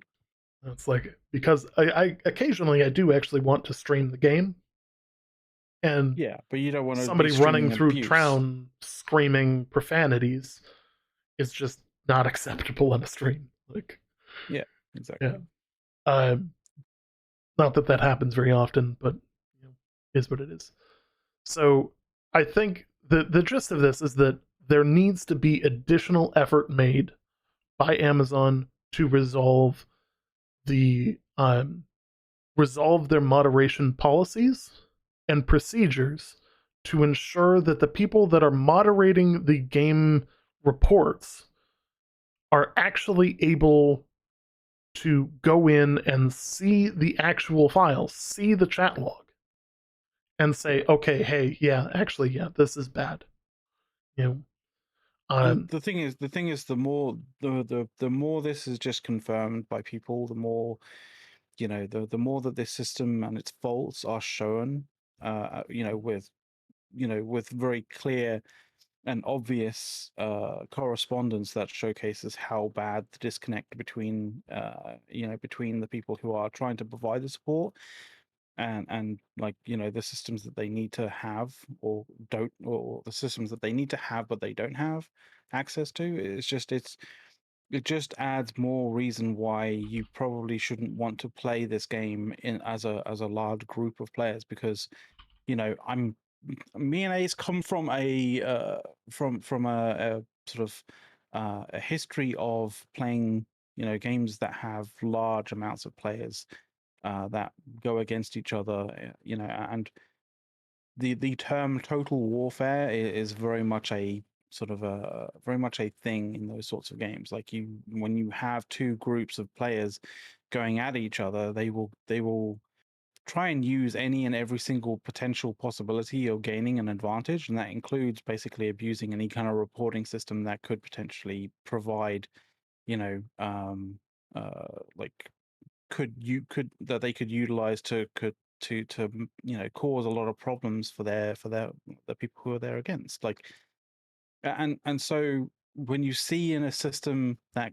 clearly is not functioning how it should be, and you see that the the support staff that are on the end of it can't do almost anything to help out with to help the situation, then unfortunately you end up in a situation which, I think AGS have seen in the past, that, you know player groups move away from this game because they cannot play without being abused by other player groups.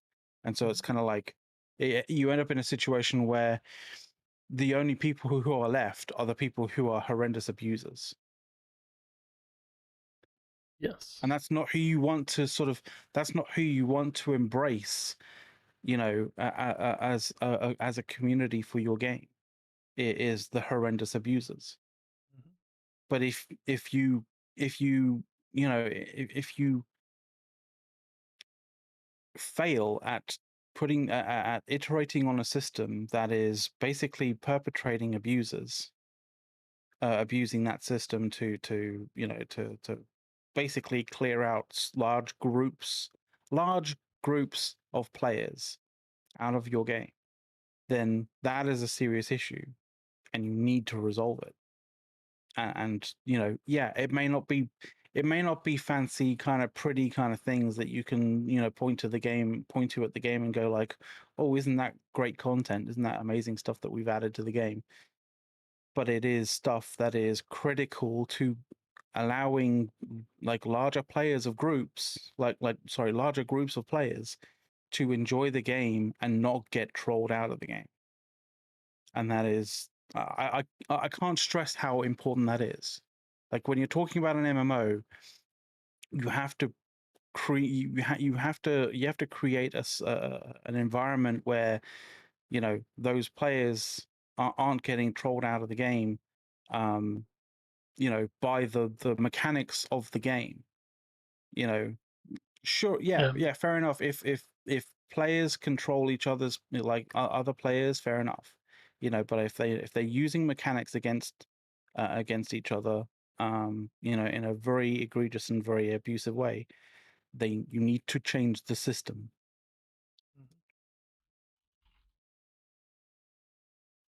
Sorry, I got my soapbox there. yeah, it's all good.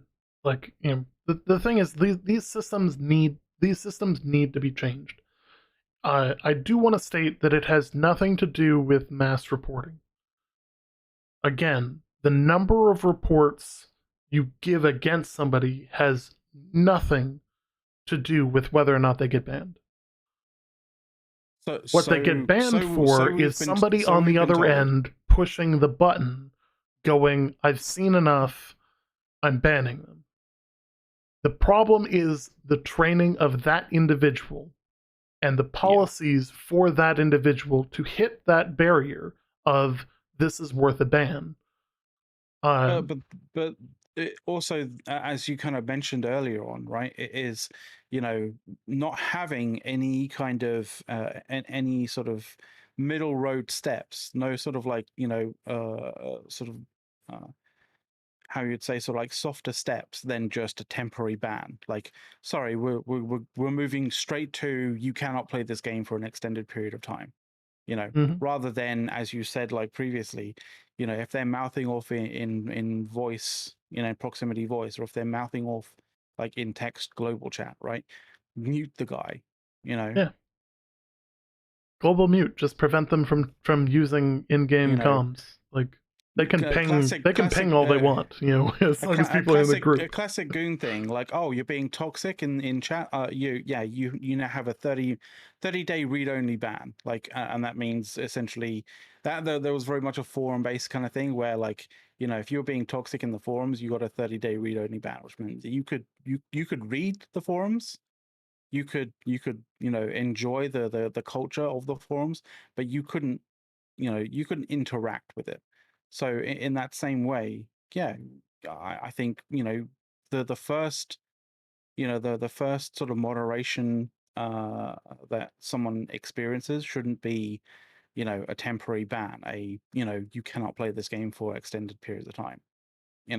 It should be you can still play, but you cannot interact socially. Mhm.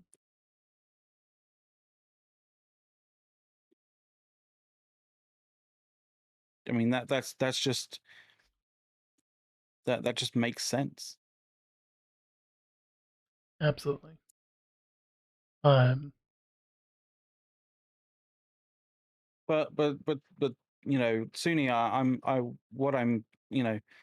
that's one of the reasons why I'm talking specifically about player groups. Because if you make the game kind of absolutely horrendous to player groups, then those player groups will move to something different. And you're not talking about the individual person here, there, and whatever who want to enjoy and play the game. Like, you're talking about, like, groups of hundreds of players, and sometimes thousands of players that just decide that once the head guy kind of goes, this game is not suited for large player groups to go against each other because the the moderation policy or the moderation team doesn't seem to know what they're doing.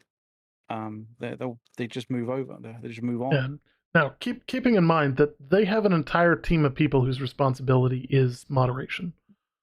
Like they Yeah, but actually not they looking at the we've moderation seen the system. jobs postings and all of that, and like the people that should be setting these type of policy are not the same people that are going to be coding other game Look, look, systems. look, Ace. I'm going no I I'm get going to that. I'm going after what's in chat here. You're going a different Okay, direction okay, than what okay, I'm meaning okay, here.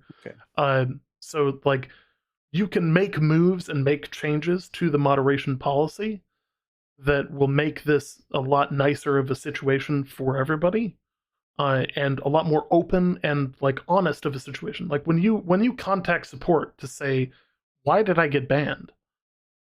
The question why shouldn't exist. Yeah, you Like should be you told should, when straight you log away. into the game, it should have a thing that says you were banned for chat related reasons. Here's the comment that was the thing that did you Yeah, in. You yeah. know, done. And that's your login screen. You're no longer able to Every log into the yeah, game until X timer is over, or you're yeah, permanently banned. One or the other. yeah. Every time I've done moderation, like in in a clan wars kind of PvP server scenario, we like every single time when we've done moderation in that sort of environment, it always has to be 100% transparent, to the person getting banned. You're getting banned because of this, not you're getting banned because abusive behavior, and end quote kind of thing, or you're getting banned because because of toxic, whatever. Like, it's you're getting banned for this very specific reason, and this is the evidence for it, right? And you Yeah, showcase that evidence. And like when I was running a clan war server on uh, like a survival MMO sort of thing, we had a policy of, even if this person did something bad, if you do not have verifiable evidence of that, you cannot push a ban or a moderation. You cannot push moderation on that person because you need to have verifiable evidence that shows that person doing something egregious. And if you don't have that, then it doesn't happen. But you can obviously still kind of still shadow that person, and if he fucks up again, or if whoever it is, like, fucks up again and does something egregious, and you got the recorders rolling on that to capture it, fair enough. But like, the one thing that you always do is you always when you put down some moderation, especially when you're banning somebody for either permanently or temporarily, like you put down the reasoning, very specifically the reasoning, and you put down the evidence of why they're being banned, so that they are in full understanding of why they got banned, and so there can't be any kind of calls of the moderation team being biased in this way or that way, because that's one of the other things. Like, you know, that's one of the other things that uh, a very PvP centric and very clan war kind of centric kind of sort of scenario will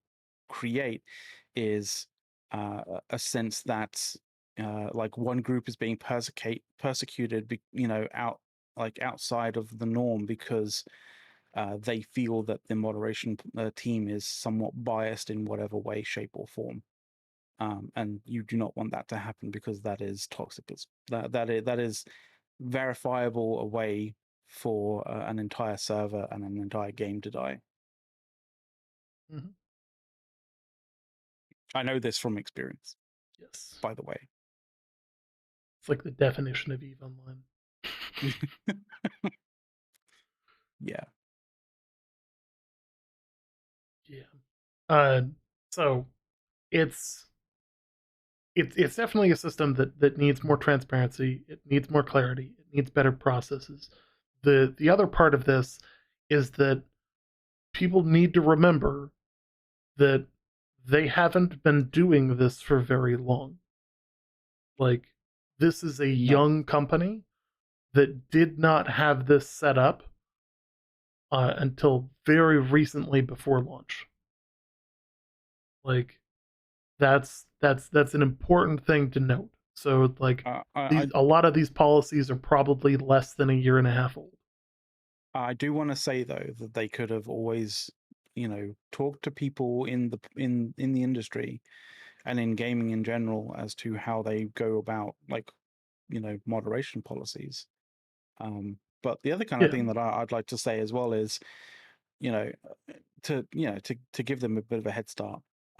But what I want to also say is, like, if the moderation policy and the moderation system had been iterated upon as much as the actual game has been iterated upon since launch, the moderation system would be amazing right now. But it hasn't, so it isn't, and it's terrible still. Yeah. And that's the thing that I think I need to stress on. Like, because it feels like the moderation policy and the moderation system has not been iterated on at all since launch, and that needs to change. Yes.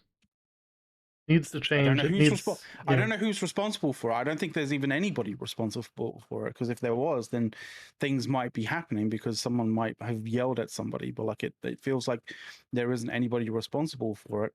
And if it's because there is no that someone's trying to hire for it, then I think what needs to happen is someone needs to be put into a responsible situation to get this rectified, rather than look around for a scapegoat to hire and then yell at. Mhm. And I think, obviously, like, I agree. Like, they need to get control of this. They need to make a system that is better, that is more open, that is more transparent, that is, um, I don't want to say more forgiving, but more creative than just banning people. More Um, steps, more more more more like, moderation options. yeah, you know, Yeah. uh, like global mutes are like a huge thing. Um, all of that. Like, and this isn't new either. Like, obviously, this isn't new that we're just seeing this. Um, this is something that Amazon needs to get their shit together and needs to, you know, like, and has needed to for a while. Um, this isn't at all new. Um, Hmm. Recently we've had some like close to home situations where like one of the other Reddit mods got a ban, and somebody I know to be um, about as trustworthy of a player as you could get um, caught a ban as well, and uh, both of them received the same runaround through the official system, and then there was additional follow up through some other channels that came back with, oh shit, we got a problem. This isn't this isn't Yeah, but like you have to understand that that most not people everybody don't has those backgrounds. Yeah, have those I back know. Like, channels. and that's the problem, and we've been hitting on that as hard as we can. That, like, if we're seeing these problems with people that we know aren't doing the things that they're being accused of and they're catching bans for, then this needs, Then then clearly something's not right. yeah, because I mean, you could be having, like, here's the thing, like, we kind of know, based on some of the job postings, that the moderation group um has elements from within AGS. However, it appears, based on the job postings, that a lot of the actual moderators that are going through the reports are a third party group, um, and that they're not actually Amazon developers, or they don't work for Amazon. They work for another company that's being contracted. Um, Yeah. this is based on job posts on Amazon Jobs. So, like, um, the problem there is that they may have quality control issues with the people that they hire, um, to do the moderation, and the best way to put this, and, like, there's not a great way to put this, um, because, like, Sorry. I'm gonna get like our anti work, like, up my ass for saying something like this, but there are people who are just shit employees, like, you know, simply Yeah. put. But again, I'm not saying, like, they have to go above and beyond. I'm not saying that they have to work for free or any of that shit. Like, but there are people who, no matter how much training you give them, they will always suck at their job. So so You know, I'm gonna potentially try save you a little bit from the anti-work crowd here, but like there are certain people with certain character traits that should not be in moderation, or yes, sort of like that style of work, right? you know you don't, certain people shouldn't be sort of customer facing in certain, in certain environments. That doesn't mean that they are terrible employees in general, and in any kind of work environment whatsoever. Like there's definitely there's definitely jobs and definitely work areas where they will excel entirely, but like, certain personality types shouldn't moderate. yes. Like, for the best way to put this is that, like, if I were to go on the subreddit and say something incendiary because, uh, I'm hot headed and I'm pissed off and all of that, like, that is going to explode, because, like, I can pin that. I can do, like, if I went full crazy, I could do that. Mhm. It's really good that I'm a pretty chill fucking guy. Like, it Yeah, takes, yeah. again, like, I work on national level disasters that are colossally fucked.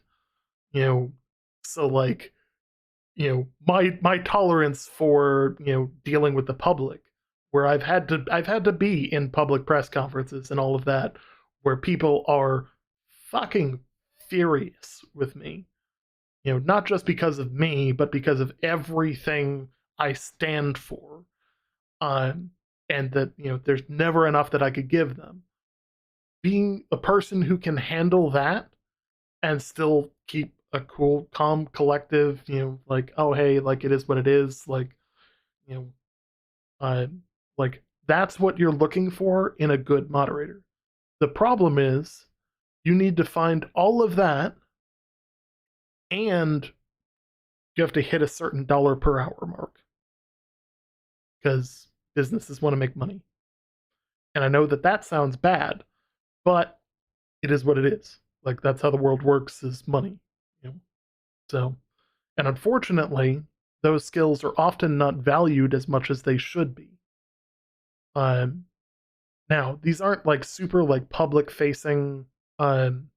Like I mean, they do the chats, like the chats and the emails, so they are somewhat public facing. But like the level of quality control should be higher. You know, like I think when they're sending out these emails, there should be a level of quality control where it gets sent through to another person to just check. Like, hey, this is a New World ticket. Make sure it says New World instead of Lost Ark. You know, are we answering the person's actual question? They asked, why was I banned? The response was, we don't know. Like, or, like you received a ban for 5 days. Well, yeah, for what? Like, it's that kind of stuff that, is really crazy. Um, you know, oh, you made it to TwitchCon Amsterdam. I wanted to go there. Did you meet Greg? Greg Henniger? Like legitimately, so Greg no longer works directly on New World. He works on all of the projects now. He's kind of like a more like globally focused. And the reason I know Craig is that or I know Greg, not Craig. Greg is basically like he's the content. I don't forget what his new title is, but he deals with content creators, uh, and like legitimately is an awesome person. Like, and even though like a lot of his more recent work is to deal with Lost Ark and like prepping other projects and all of those kind of things, like he obviously still has a solid passion for New World. Um, like is straight up just like, and you can see it when you talk to all of them, and you talk to any of the devs, you can see that they actually care. And like I know like I've got a completely different perspective of this because like I've been at events where like I've been gaming with them. Like one of the public events that we had was the Amarin expedition prior to launch. I'm using that one because it's a public event. Um, where like we have video of us dueling and just chatting with devs that was on. I think it's still on our Facebook. Cloud, you muted. Um, you know, Happy why? and yeah, and You're it's good. and it's like it's still out there. I think we muted the conversation because there was a couple of things that weren't to be released. But I mean, they're all things that are in now. But like you could tell that one, these guys are actually pretty decent at New World. Like they play their own game. And two, like they actually give a shit. You know, which again is pretty rare. Being somebody that's gone to Eve events, you know, for Eve Online, you know, it's Hmm. huge. You know, like you can see the devs that give a shit, and you can see the devs that are just there to punch the clock. I'm here because my boss made me come. You know, um, and Yeah, it's you know, very noticeable for sure. yeah. So, like, I really want to go to TwitchCon. Uh, in I think it's in San Diego. It's the other one. Yeah, yeah, the San Diego one that's happening. Maybe I can try and tag that next to a work event. See if I can get to Sacramento and then just like delay the return. We'll see what happens. Um, yeah, and of course, the devs can't be really blamed for this how the support system works, but like to an extent, like Amazon Games can, because they really need to get that together. Um, I yeah, mean, I don't want to. I don't want to feel like I'm painting a mountain out of a molehill here, but like I do kind of feel that it may be quite likely that a large proportion of the sort of like the loss of players over the over the the months after the launch of the game was kind of down to how bad the support, the moderation support kind of was. Mhm. Have a feeling. So let's shift topics to something else that's broken. Yes, okay. What's funny is like we frequently get shit from people that are like, "Oh, all we talk about is good things, and and only the We just stuff spent that's we you just know we just spent a solid what, like a solid like 20-30 minutes just talking about how terrible the moderation system is and how they really need to up their game on that, and like, yeah, all of that jazz. Like, just come to on. move into another topic that is not a positive one. Um, Yeah. so let's Yeah. talk about structured PvP. We're going to use OPR as the perfect example. I think OPR and 3v3 arenas are in the same boat on this. Um, so to an extent, skill matters in PvP.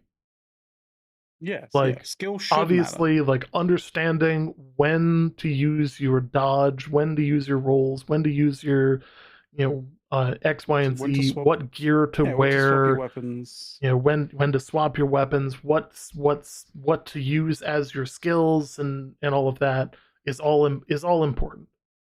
Hmm. And there is an obvious skill difference in between a fresh 60 and a 625 gear score, elite PvPer, on just on a skill side. The problem is that there is also a 125 point gear score difference that is fucking painful for the fresh 60 to grind through to be anywhere near competitive against that 625, while also having to deal with a massive skill deficit. Yeah. Like, it's basically a recipe to get dumpstered over and A over skill again. deficit, but also a gear deficit as well. Yes. Yes, skill and Like, gear, because it's because you don't have your legendary gear, you don't have your you know you don't have all the perks that yeah, sort of like working for you in that particular scenario. Like, you know, there's a lot of things that a fresh 60 is going to be, you know, yeah. um, that Now, is going to hinder them entirely.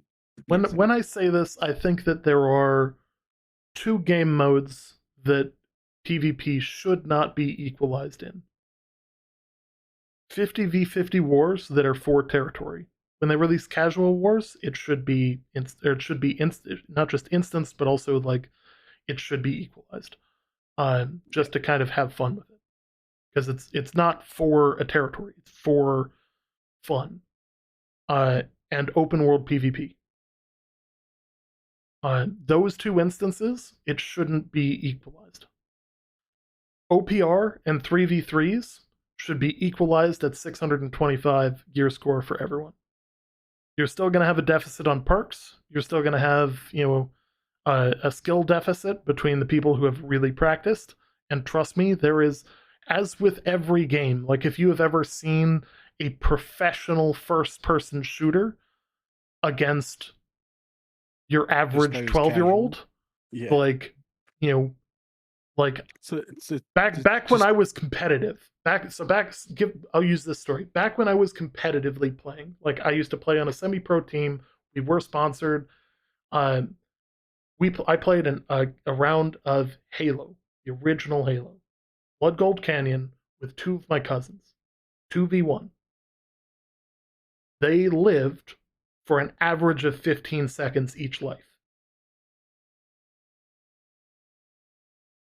yeah, it Yeah. literally just counts them. Like, it's literally, it's not even, and that's the crazy thing is, then that's not a game where, where gear is a significant advantage in Yeah. any way, That's shape, about or as form. Like, equalized it's, as you're it about as gets. equal, yeah, as you're gonna you get. know, Now, add that level of advantage in understanding the invulnerability frames in your rolls, understanding when exactly damage is applied on every ability in the game, understanding how my And perks and abilities are going to reduce the amount of time that I spend CC'd, or how the perks and mm, abilities stack for certain abilities.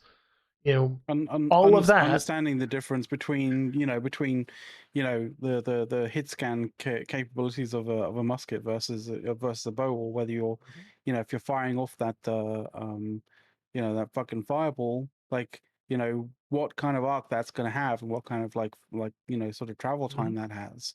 Like all of that kind of stuff is just it's stuff that you slowly learn while playing.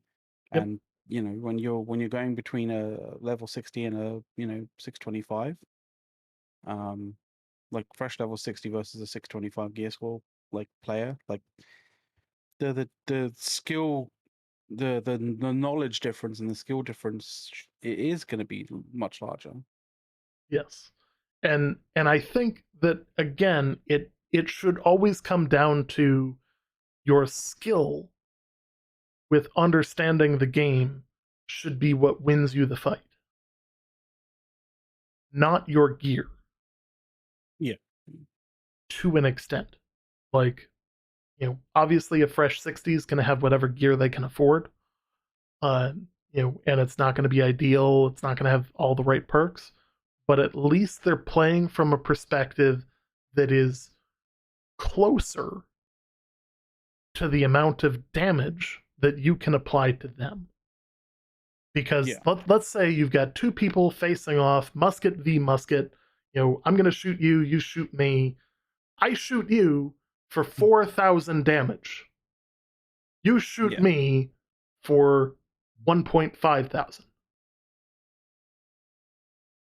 One of So us is going to go, "What the fuck just happened?" As you lose half your health. I mean, You it's true. know? So I want to put this into an interesting perspective, right? Like so clearly, when it comes to gear score, there's like a big difference, between somebody who's like put all their gear together and all that kind of stuff like meticulously for and is that like 625 gear score area versus somebody who is a fresh level 60, right? But like think about it from, say, if you want this game to sort of like to flourish in esports, right? Which is, it's always a great place for a publisher to want their game to be at, because you get like a lot of you get a lot of um what is it, fucking a lot of attention to your game, where when your game is sort of like Yep. very popular when it comes to esports, right? I've done sort of small esports tournaments, actually fairly decent esports tournaments, in when it comes to sort of like the EVE Online sphere of things, right? Like the last player tournament that I did was, we were helped by the developers to actually put it on. So we used the tools that they use for the professional alliance tournaments, which the developers actually put on, that kind of thing. Um, Essentially, but the issue with, say something like EVE Online is very much the same issue that, when it comes to esports, is this very much the same issue that New World would have if they did esports, which they did do at TwitchCon Amsterdam, and that is the case of, if you have once, it's like a House of Cards situation. Once one team loses a player, like, they are infinitely more. There's a scenario where basically, they are up against a wall essentially, right? And the chance of actually getting out of it, the chance of making a sort of a play, is a hell of a lot less, because they have to grind through the enemy's kind of sort of hit points and all that kind of stuff to get out of it, and generally that doesn't tend to be the case.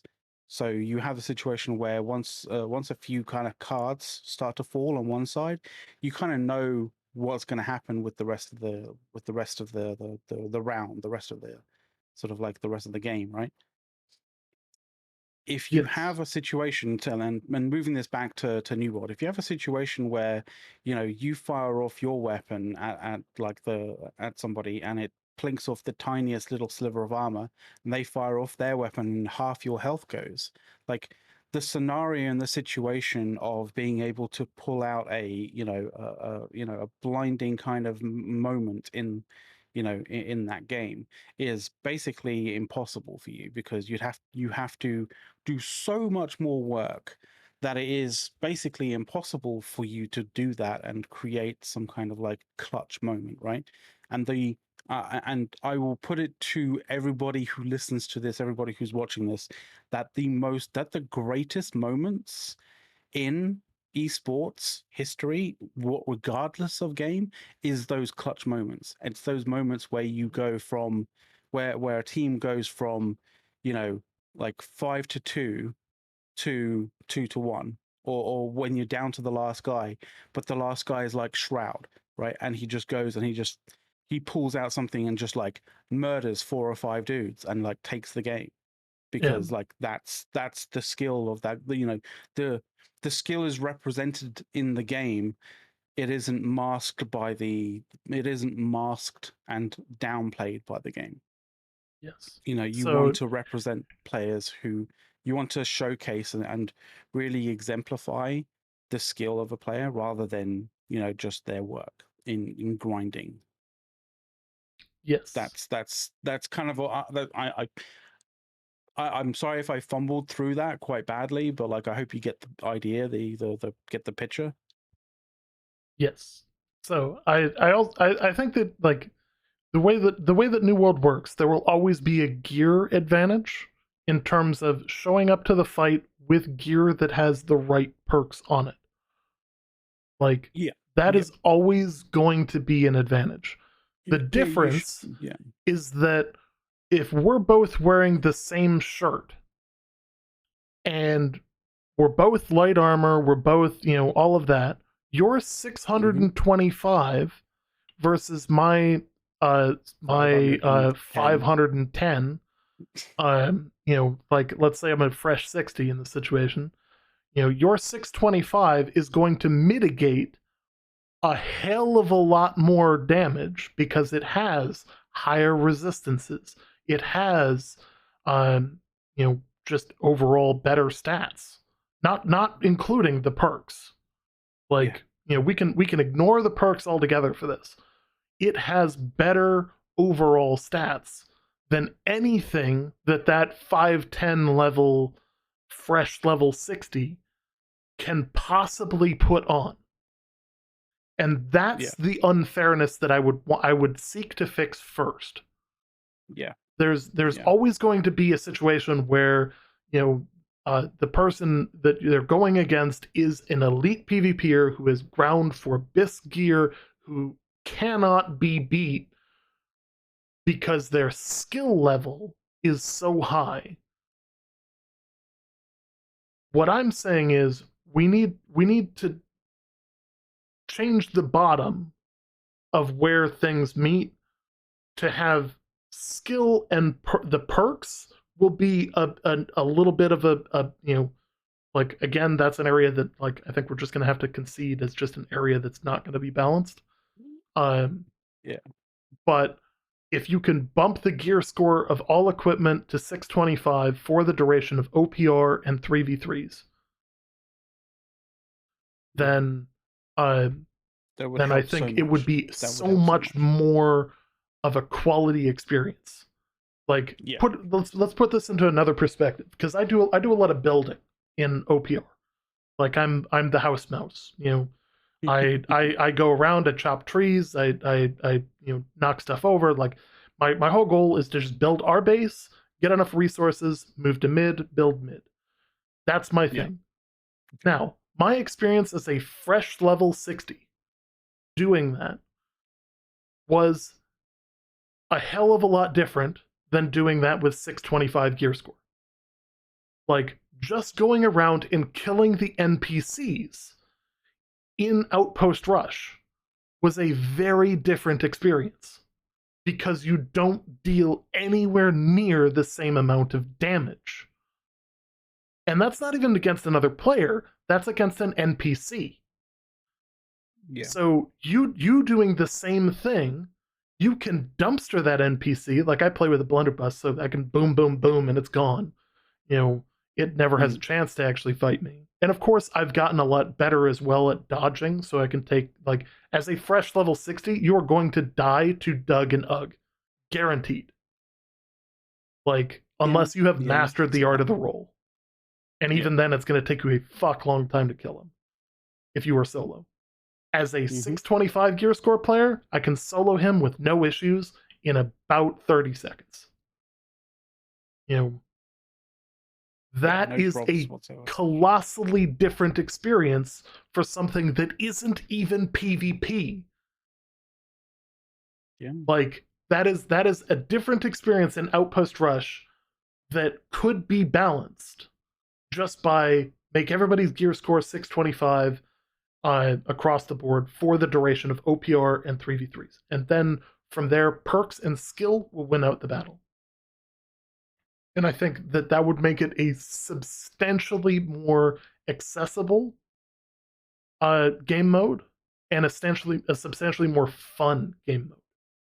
Oh yeah, for sure. Like, and the thing is, it would also give fresh players an idea as to, where they are, like how powerful they will be when they get to 625 in just like, the regular sort of, the regular kind of game, rather than instanced sort of PvP. Plus, it also means that, plus it also showcases how, you know the thing the issue the issue that some people who are at 625 would say is like, oh, but I worked for that gear, etc., right? But what I would say there is, yeah, but you're not losing that gear if you lose, Mhm. right? You don't lose gear when you're doing 3v3s. You don't lose gear when you're playing Outpost Rush when you die. So, like, or you don't, it doesn't get damaged in any way, shape, or form, right? It's pristine when you come out of OPR, when you come out of 3v3s. So, you know like, Yeah. there's no downside in any way, shape, or form to having it be a little bit more fair, right? Yes. So If we're playing off talking chat about, here, the sad how the PvP actually works, considering this was supposed to be a free to play PvP game. So back then there was no such thing as gear score yeah. at all. Like your weapon was your weapon, and actually you could just beat the shit out of somebody with a T1 club, and they could have T5 armor, and you'd probably still beat them because it was 100% skill based back then. Was, oh, but it Like was also very heavily on player stats rather than gear yes, stats. yes, it was all about your player stats and all about like your actual skill with the game. Like if you really understood it at the time, you were unstoppable. You know, Yeah, there were ways to troll people in obscure ways that you know and new people to it would not really realize what was going on. Yeah, and that's probably about as much as I could actually say about it without like it's a breaking any it's kind a of NDA. very very very different game than what was originally designed when it was aimed to be, when it was actually posted for a while, and several people got the game for free because they, you know, um, they per- call it purchased, but it was free, or they signed up when it was free. Um, Yeah. and so the the change in the game, in my opinion, was for the better. Um, the original alpha had a number of problems um, that they have publicly talked about, and I'm going to stick to the talking points because so they don't break an NDA. Um, you know, and what was I what was mean, publicly released as well. yeah, The and original game intended played and operated much much much more like Rust. And I know that there are people out there who would disagree with that, but I would tell them, fight me. I've got 1,000 some hours in that version of the game, so about as versed in what it was than most people. So, um, the reality was it was a fun game. It still is a fun game. The version of the game now is significantly better than the original. Would I like to see them continue the vision of the original game and be a serious competitor for a game like Rust? Yes. But It'd be as interesting for sure. seen, that survival gameplay, like the full loot PvP survival type game, keeping in mind it was never actually full loot unless you were criminal for killing somebody else or committing some other Yeah. crime, and then you lost your gear. If you died again, like that's how that worked. It was never actually full loot. You just dropped what was in your bag, not what was like your full set of gear. So Yeah. like if McLeod came up and killed me in the middle of the woods and I was farming trees, he would get the wood out of my bag, and my gear would get a durability hit. But he would gain a criminal timer, and if I killed him, he would drop not just the stuff that he looted off of me, he would drop his entire gear set. you Yeah. know, which But that's why people thought it was a full loot game, but it's really not. That said, like so it would be cool with to have that. The yeah. survival gameplay uh, market is a rather niche market and has seen a lot of games that by all rights should have been successful. But even games, and we talked about this last week with Lost Oasis. Uh, Mhm. Lost Oasis, full loot PvP game, even the developers have been quoted saying the game just isn't fun. Yeah. And that's the devs talking about it. So they rebuilt their entire game, moved away from the survival mechanics, moved away from forced PvP all the time. Like those are huge changes to that IP. You know, Yeah. um, and I think that's something to note that like that's a challenge. That's a very challenging set of goals to try and achieve. Like it's this very challenging market.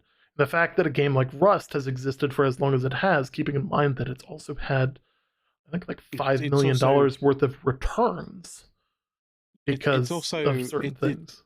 it's also a significantly fragmented kind of game as well. It's not like, a lot of people play on a particular server. Like the servers are capped quite low, Yes. and you And it is they also an there's a lot of incredibly community and a lot of, toxic community.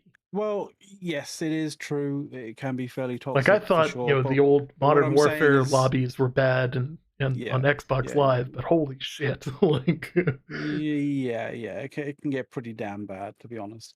But what I'm saying is, like, the way that the reason why the sort of players in Rust sort of stay around is not due to due to the fact that they love the toxicity of the community and that kind of thing. It's the fact that, like, Rust has genuinely probably one of the best sort of build systems in a game, especially in a survival game kind of thing.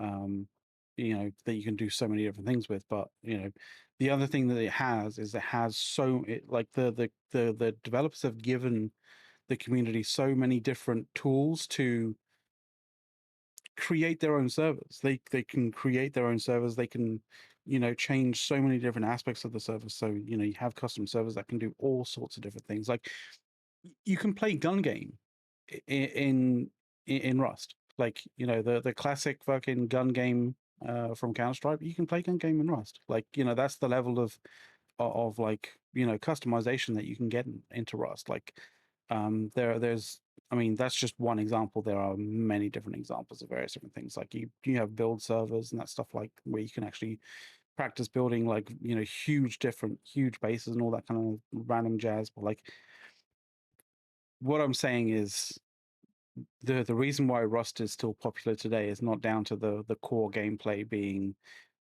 just great. It's down to all of the additional extras and all of the additional functionality that the developers have given to the community to be able to make community servers and to make their own kind of little slice of Rust if they wanted to. yeah. Because if you go to Rust and you go to the server like and open up communities and open up community servers and open up private like custom servers, there is an absolute shit ton. And that's where the community, that's where the large community lives on Rust, is on the community servers and on the and on the custom servers, not on the official servers. Um, I personally think it would be kind of funny for them to release like the old alpha version, just so that people like Be understand the interesting. difference. Yeah, Uh, it would be interesting. just as like a short time type thing. Because like there would probably be a decent amount of people that would be like, oh yeah, this is cool. Like let's but like there was so much missing from the game. Like if people think there's not a lot of PvP now, like or not a lot of PvE now, like there was Mm. fuck all in the first alpha. Yeah, like yeah, very like true. there was no such thing as expeditions. There was no such thing as world bosses. There was no such thing as quests. Shit, town boards weren't a thing. Like there was nothing. Like literally, unless the little characters that walk around the world, that was it.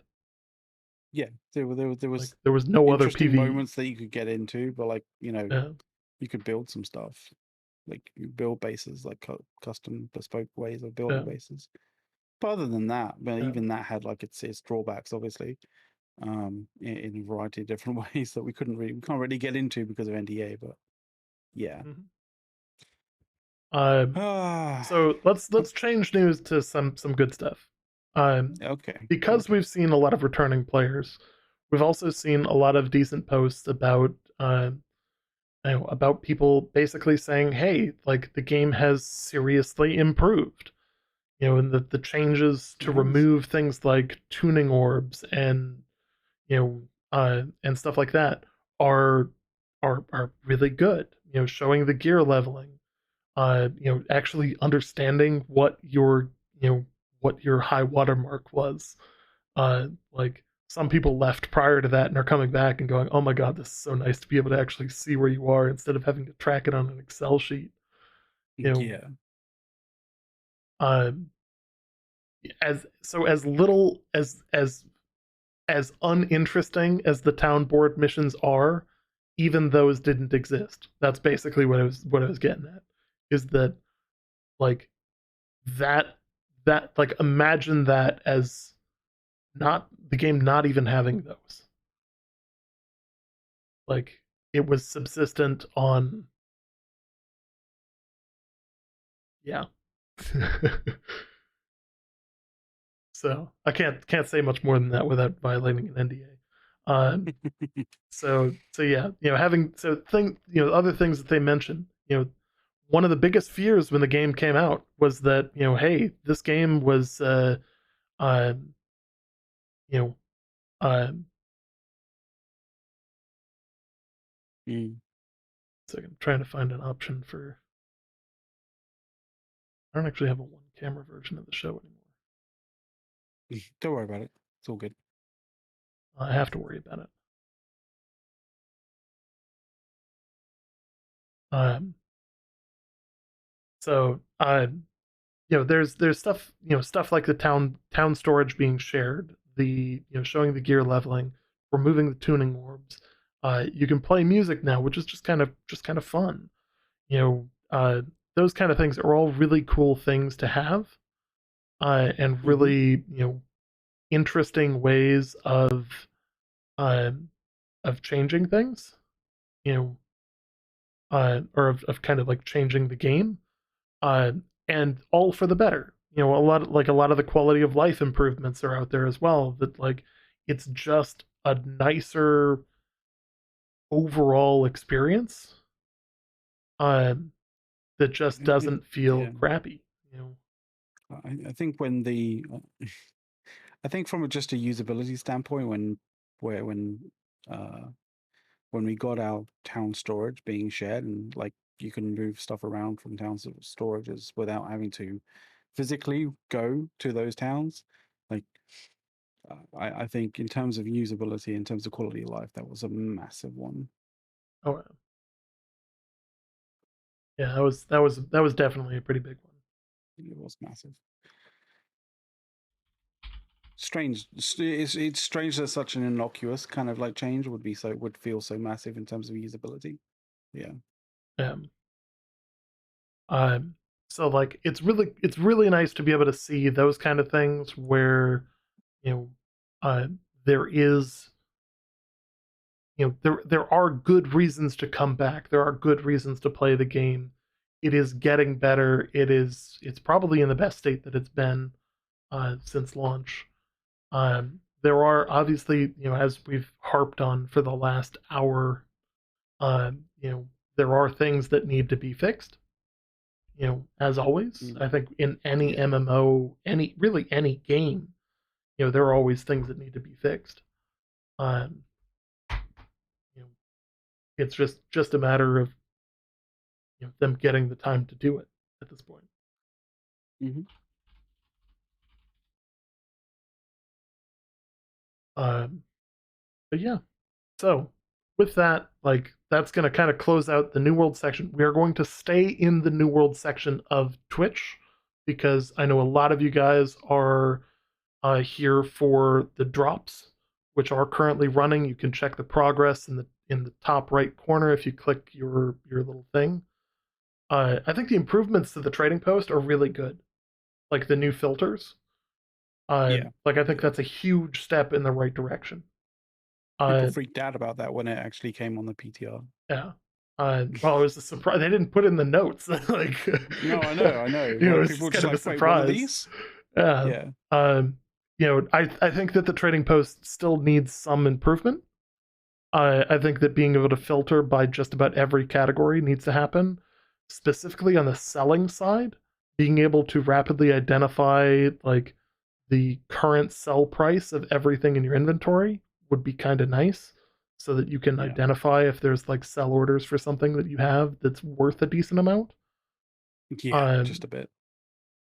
like just show like the highest buy order and the lowest sell order. So that you can see, okay, hey, here's what these items are actually worth. Um, so that you're not scrolling past things going, I've only got one or two of it, and it's not going to be worth much, so I don't want to click into it. Yeah. Um, Yeah. you know, that's yeah. Um, I'd love to see filters in inventories as well. That would be great. The search function works reasonably well if you know what you're looking for. But yeah, um, Mm. yeah, yeah. Just fonts and sizes and all that is also really important. Absolutely. Um, I think overall, like UI customization would be a lot nicer. Like, I'm hoping that they also add things like raid groups. Oh yeah. So like larger than groups of five. Because like I personally think that there's a gap in content. So like you look at PvP is a perfect example of this. I think that they've built out the correct content scaling for PvP, where you have the 1 versus 1 content, you have the 3 versus 3 content, you have the 25 versus 25 content, and you have the uh, 50 versus 50 content. On the Yeah. PvE side, you have 1 person content to 5 person content, and you have And then 50 man open world, and invasions. then yeah, and then open world content after that. That's Yeah, about it. and like most of the open world content should and can be done with a group of 5. Almost But anything it's out there. normally done by a group of 50. Yeah, yeah. You get the world tours 50 out to there where all of a 100. sudden you got 3/4 of the server, just zerging, Yeah. Yeah. and confusing the shit out of the server in the process. Like, Yeah. you know, What the there's fuck's there's going that kind on? of stuff. Like, but there is no like there's this precarious gap of content between 5 and 50 Yeah. that Which like is you just kind of like have to self-organize and go through the world if you want that. But like I think it would be nice to have some sort of raid-based content, PvE content that plays to that 25 man, you know, uh, Mhm. 25 man size. Yeah, it definitely would. Basically the PvE equivalent of OPR. Yeah. Maybe it's wave defense or something like that. Like Be that would actually That be would be really cool. interesting. Wave defense with a combination of like gathering. I'd have some ideas for them. uh, so with that, I put the drops inventory page in the chat. So if you guys want to check where you are in getting the drops, so that you know how long you got to stick around or how long you've got to watch another channel for. Uh, we're gonna wrap up the New World content there. If you guys want to continue to ask questions, I'm game to answer them. I think McLeod's gonna step away for a bit, um, but we're gonna transition over to Lost Ark. Um, and I know that this is going to confuse a bunch of people in the future who come in and are like, why are we talking about Lost Ark in the New World section? It's basically going to be there's drops, and I want to make sure you guys get them. I've said it a dozen times at this point, so yeah. So on the Lost Ark front, the weekly maintenance, originally when these were written, was 12 hours ago, but it's been about a day and a half now. The bug fixes, basically the weekly maintenance was basically just bug fixes. Rune visual bug for Artillerist and Shadowhunter was fixed. Yes, finding a way to tie groups together would be so nice, so nice. And on the music front, so I play a ton of the like. I actually really like the music system. I like it more than I thought I would. My biggest issue is that the only way to check which songs you actually have and don't have is by entering the music mode, like the performance mode, which, like, you should be able to filter in the trading post, for example. Filter by songs I already have. So filter all of those out. So it's just songs remaining. So that you can figure out, okay, hey, here's the ones that I can afford, and that kind of stuff.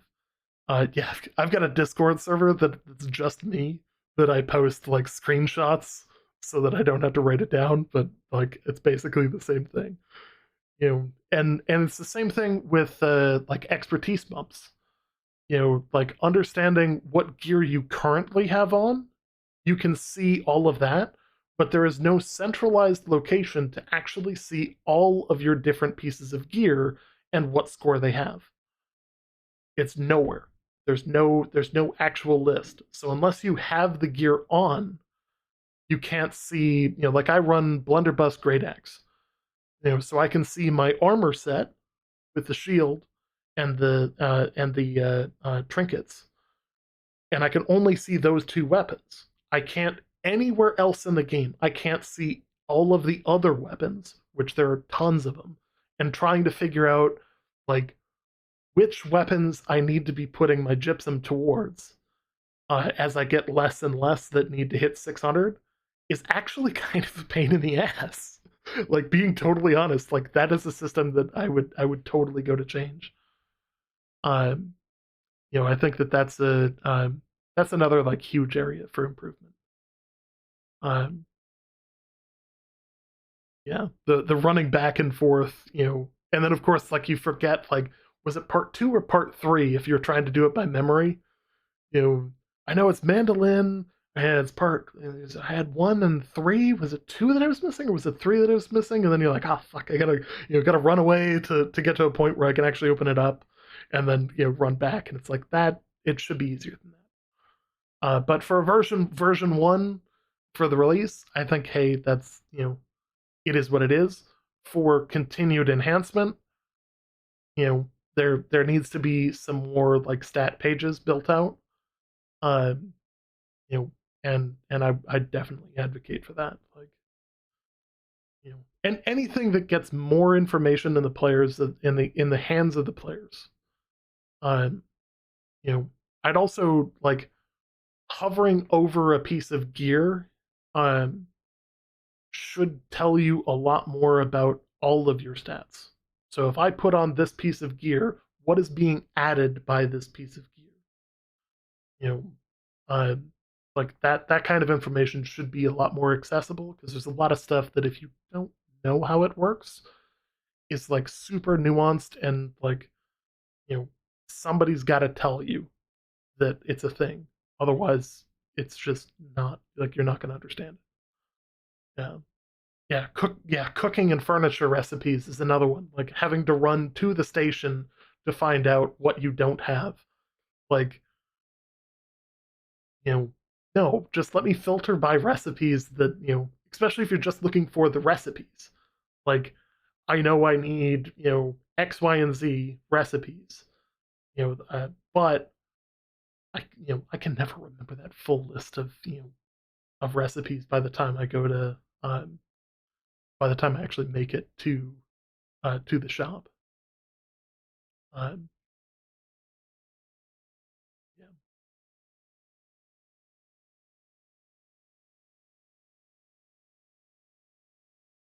Yes, the scarcity on certain pages, it's really funny because some of them are worth like a penny now versus like some of them are still worth like 20 freaking K.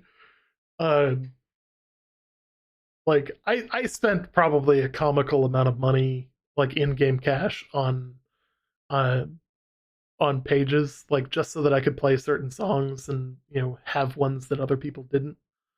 Um, but there's some out there that just don't seem to be dropping. You know, yeah, yeah. The loot tables are a bit rough on them. Um, but so yeah. So anyways, on the Lost Ark side, they actually have a similar issue with people kind of like getting pulled through events. Um, like they call it busing, which is basically like paying people to pull you through a raid, or to carry you through a raid. Um, and it's actually resulted in some comical bans over there. Um, where like people are paying for like the high end experience, and they're like, hey, I wanna get through this super high end dungeon. You know, um, like it is kind of is what it is, but you know, uh, they're getting caught and they're actually getting banned for like what looks like RMT, because like at that point it kind of is like, and there's not a lot of distinction on it. So the reason we put the referral code in there is that it's the only one of like we cover 3 games. Occasionally we cover news from other ones, but like it's the only one that we cover that actually has a referral code. And I think that like a lot of people have discounted Star Citizen as an option. Uh, you know, because it's got kind of a longer history, and kind of a confusing history to a lot of people. Um, but it's actually in a really good place right now, and like I'd really suggest it. Not the again like if you look at the referral program for Star Citizen, it really doesn't like unless you have thousands of people that you've referred, it really doesn't help you out. Like you know, but to the individual starting out, it starts you out with a little bit of extra starting cash, and it's worthwhile from that perspective. So I know it's a weird thing to have up for the entire show, but it is what it is. Um, but yeah, that's actually all we have for Lost Ark content, which is why I wanted to also keep that section a little short. On the Star Citizen side of things, we have a bunch more content though. Um,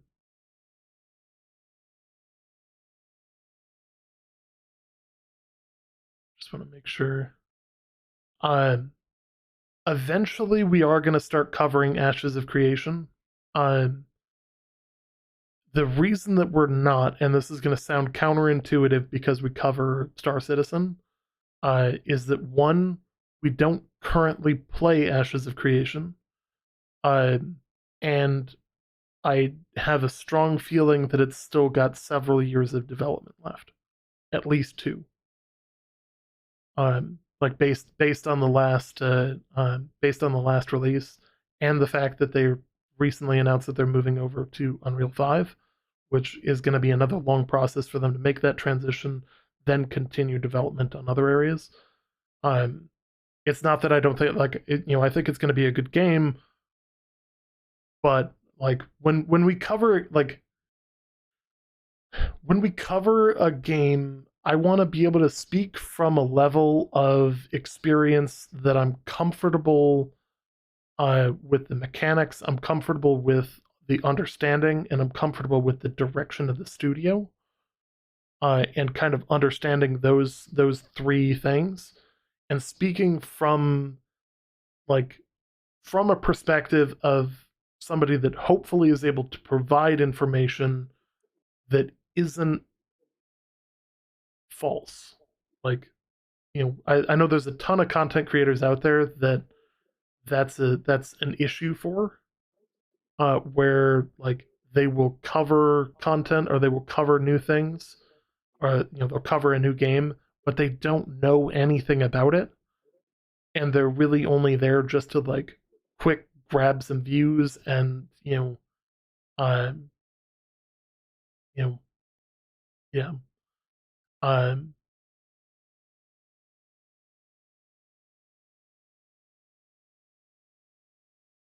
you guys cover any Okay. of the cash grabber games progress, or planning to do so in the near future before it's, I mean, like our whole show is covering MMOs.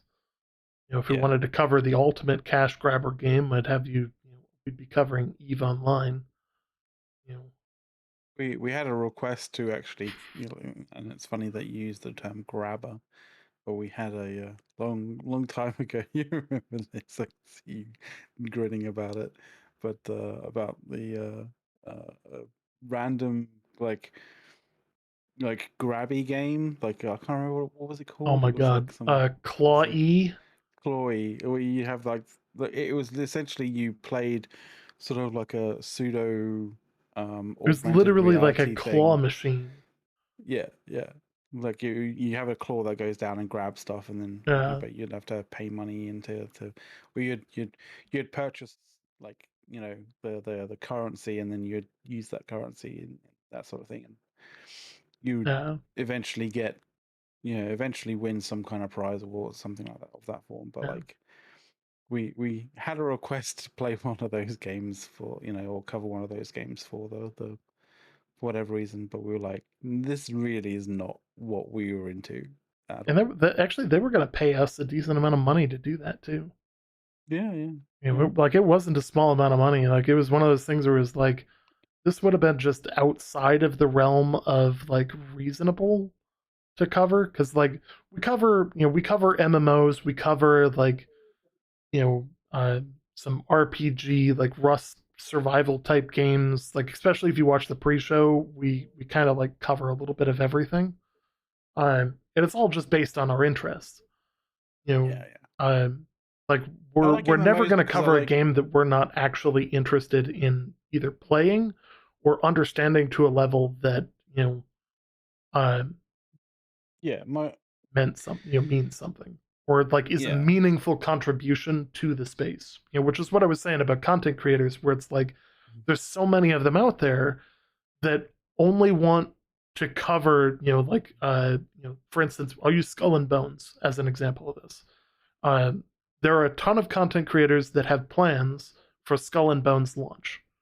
They have zero, like, fuck all plans to actually cover that game post launch, unless it takes off. They're going to yeah be there for the hype, for the views, and then they're going to diss a fucking peer. Um, And unfortunately, while they're there, they're going to spread information about that game from a position that people will think that they are talking from a perspective of knowing something, when in reality, they don't know shit. yeah And like the perfect example of this is we actually live streamed playing Lost Ark when it came out. Um, and yeah people came in and they're like, what's the best character to build? And my answer was consistently whatever you enjoy playing. Because I didn't know. I was playing the characters that I thought I was going to enjoy. I hmm wasn't speaking from an element of like, oh, this is the best character.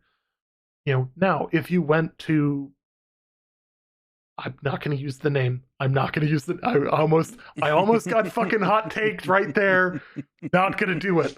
Oh, oh, So oh, close. so close. Somebody will probably still be able to figure it out. A major streamer out there would send everybody to become berserkers. You know, Yeah. despite the fact that that's not necessarily the best class for everyone. Like, there's actually, like, if you want to get into a lot of the end game content right now, you want to be a paladin, you want to be a bard, you want to be a gun lancer. Like, those are highly sought after. And you can get into just about any end game content by doing that. The problem is people come in, and especially like around New World's launch, where you had channels like ours, where our whole thing is providing actual facts.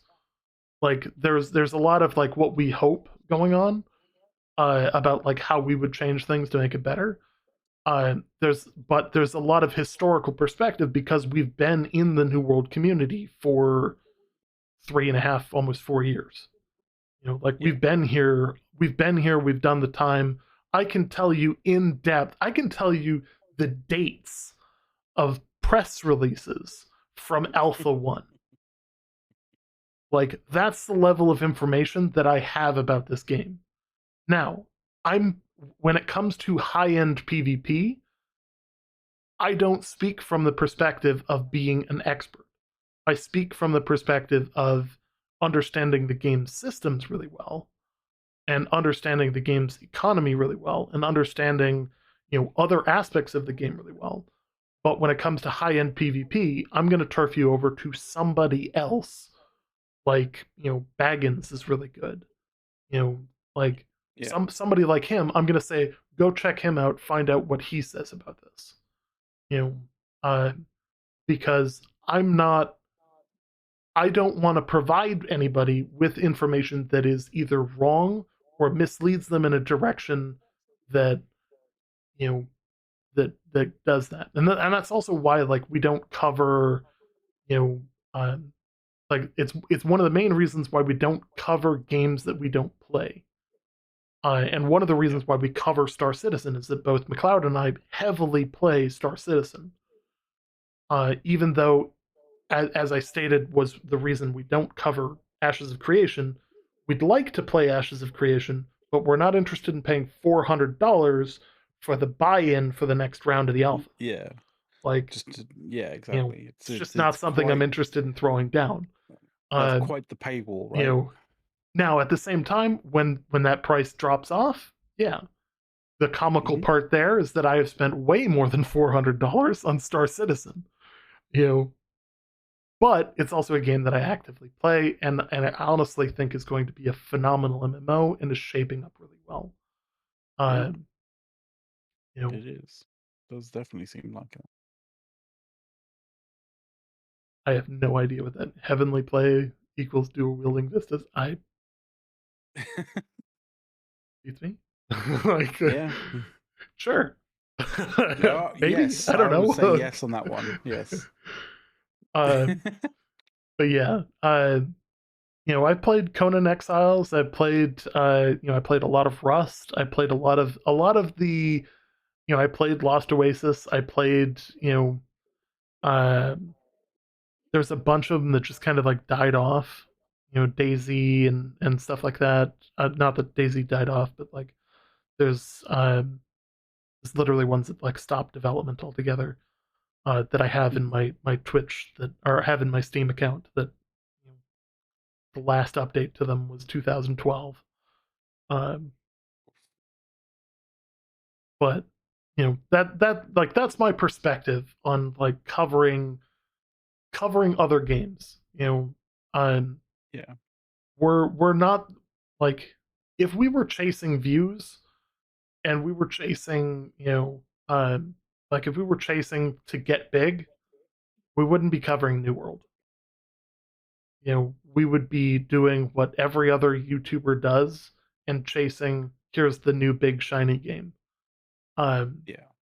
but I hope what we've created here is a good reason for people to come and listen to us, in that we have a perspective that brings into effect the history of the game, the concepts behind like why certain things are the way they are, and an integration of the understanding of the studio and the developers to basically say, hey, this is why we think they're going to do this. Um, and that's a very difficult thing to develop with the studio. And I think the only other studio that McLeod and I could possibly cover to the depth that we cover as Amazon Games is CCP Games. But unfortunately, if anybody who's a regular of our show probably has seen, we frequently whip it out and piss all over CCP Games Hey, for the way that they behave as a studio. we use EVE Online responsibly as a means to compare and contrast. It's It's a just solid unfortunate case that it's just on example of what not to do as a it's studio. just yeah, it's just unfortunate that we use it a lot of the times to showcase what not to do, for Yeah. example. It would both of us, and we've said this in private and we'll say it But out loud about but CCP games, is that CCP games, we wish all of the possible success in the world to them.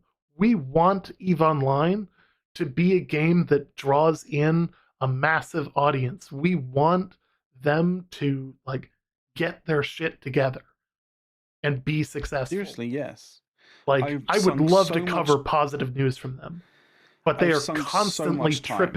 tripping on it and fucking curb stomping themselves that it's like, how can you possibly have anything good to say about them at this point?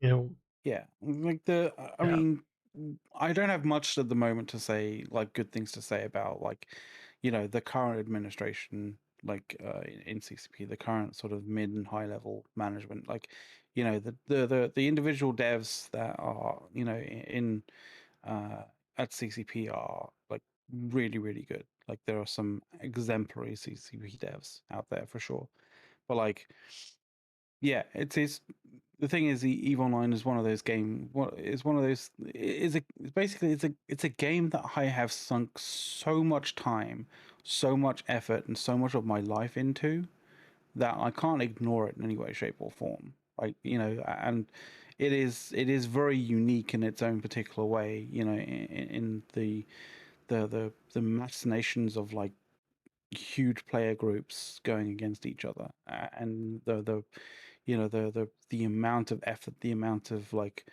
wherewithal that these groups of players put into this game just to fight each other, just to sort of to do this kind of like crazy stuff in.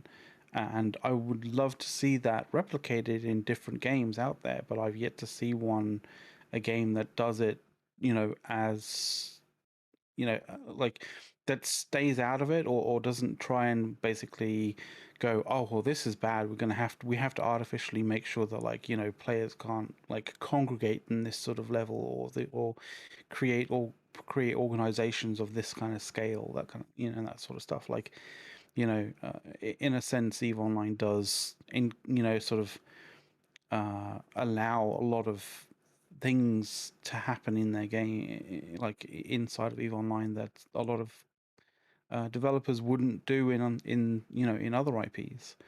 But at the point at this current present time, it's being managed by like some really bad managers. Not gonna lie. Um, and the thing is, we cover some of the other kind of aspects of why we cover what we cover is we very much kind of saw Amazon Games and New World as being the MMO, or like as being a company that it doesn't have ties or doesn't have affiliations to um, to investors that just want like a paycheck at the end of the day, or some kind of buyout from Chinese sort of games companies that want this, that, and the other, and will force their control over the company in order to do it, right. We sort of saw Amazon kind of creating a games company that could just make games, right? You know, get out of the way of the game, of the process, and just have them make games. And them making an MMO you know, made me and A's think like it's possible that this company could potentially make one of the better MMOs to come out. You know, it's gonna is it gonna be amazing right from the get go? Probably not, because they've got a lot of they've got a lot of things to learn. But like, compared to some of the other companies out there that want to make MMOs and what they've turned into, like I'm sure a lot of people would look at Blizzard and World of Warcraft and be like, they are the quintessential good guys when it comes to sort of making an MMO. Well, yeah, maybe when they were at the height of their stuff, were at their prime, but like, what they've turned into, I don't know. I have my doubts on that one, and the fact that like so many other companies and so many other publishers have like a lot of have turned from making games as a passion, as an art, into literally just being a business, and that's and just from making money and profiting off their consumers. Like, you know that's why we that's why we cover the games that we cover, because we feel that these are the brighter stars potentially in the world of gaming, Mhm. as far as I'm concerned. Anyway, Yep. And actually, to play off chat there, we have heard the rumors about Throne and Liberty. we covered it a They little bit. we actually covered it and showed the trailer for the game in the pre-show today. Like that's another one that I think like Amazon is in a phenomenal spot after showcasing the success of Lost Ark, um, to publish globally for some of these smaller studios that can't afford or can't deal with the logistics of an international launch. To bring some of these super high quality games like Throne and Liberty to a much wider audience. So like we're like that's one of the reasons that we also continue to cover them, because we also know that AGS has a bunch of shit under wraps right now that they're developing, Mm. and like they've hired in some of the people in the industry that we know to be phenomenal developers. Like we mentioned this in the pre-show that they hired in the Montreal studio. Um, a bunch of the people from the original team that built Rainbow Six Siege, um, which like is a phenomenal game. Like in terms of FPS games, that game is great. Um, but yeah, like that, and that's another one that I'll be watching for. Not just because it's Amazon, but like you know, we've got good connections with Amazon that we can chat, and we're probably not gonna be the original source for anything, but we can, um, We'll definitely put that in context. yeah, yeah, we've got NDAs and stuff like that that are what they are. So, um, but so anyways, let's talk Star Citizen here. And Yeah, let's again, for move into anybody Star joining Citizen. in, I know we're in the New World category. I'm leaving it in here because the drops are on. You're welcome. Thinking about you Hmm. guys, not thinking about myself later when I have to potentially have to dig through this file to find anything. Um, When did we start? When did we Star Citizen on this particular on this stream? I have no idea. both 15 minutes ago and now. Yeah, exactly. You um, sort of watch it through like, oh, this is where we start to go into Star Citizen. 15 minutes later, well, we haven't actually talked about Star Citizen really at all yet. Oh Christ. uh, Yeah. um, so So let's the do this. the final chapter in Star Citizen of the AUEC stipend reimbursement has finally concluded, with them I, just I'm giving everyone 1,000,000 credits. I'm gonna I don't know whether I think this is this. So terminology wise, stipend, like that is a word that I have never heard of until this occurred. I don't know whether it's something that is much more prominent in the US than in the UK. Like, I don't know why they used that particular word. Like, they should have just used the reimbursement. Like, I don't. It's just, or you know, some other word that's a little less sort of like, hang on, let me get my dictionary out and figure out what the fuck that word means. Because like, I don't know. Is it something that is used quite often in you know in American colloquialism? Like what? Like do you use it a lot there, Ace? Not really. Not really. Not really. It's just a weird. It's a weird word to use for what for for this. Like it's, I don't know. I just find it strange. But yeah, they finally received. They've finally given everybody a million alpha UBC. God.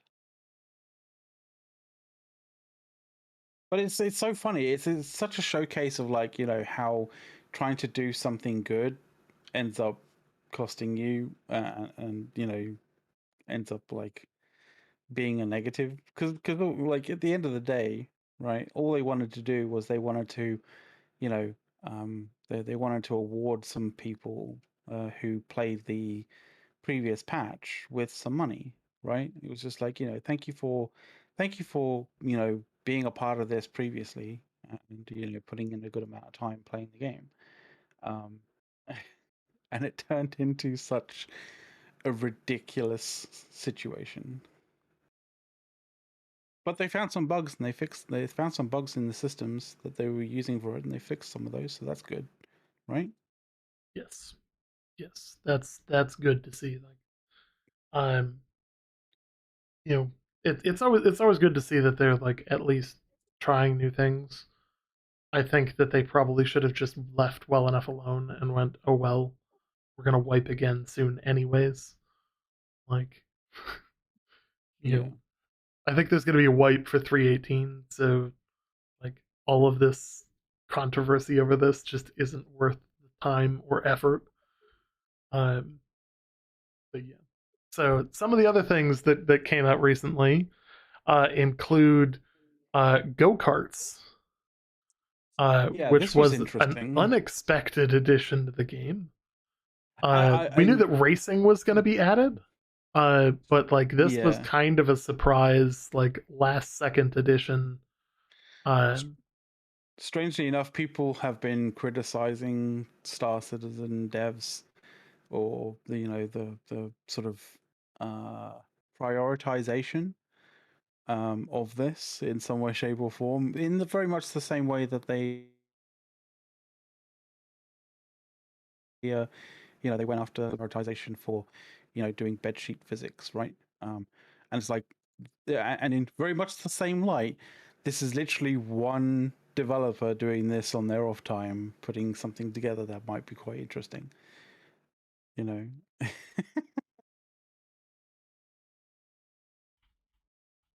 But it's cool. I like it. It's an interesting thing to do with the space. So essentially, it started off with, we have all of this hall space that is literally sitting there. The Here we basically go. the ex I'll put it in the the yeah right spot in the video here. yeah, like basically the expo halls, right? When they're not doing sort of like the exhibitions and that kind of stuff, like are just laying there dormant doing nothing, right? And so somebody thought like, oh, it would be good if we could actually do something cool about that. And so decided to put a little go-kart track in there for various different things. And the nice thing about it is, it's not that intensive in terms of, developer time.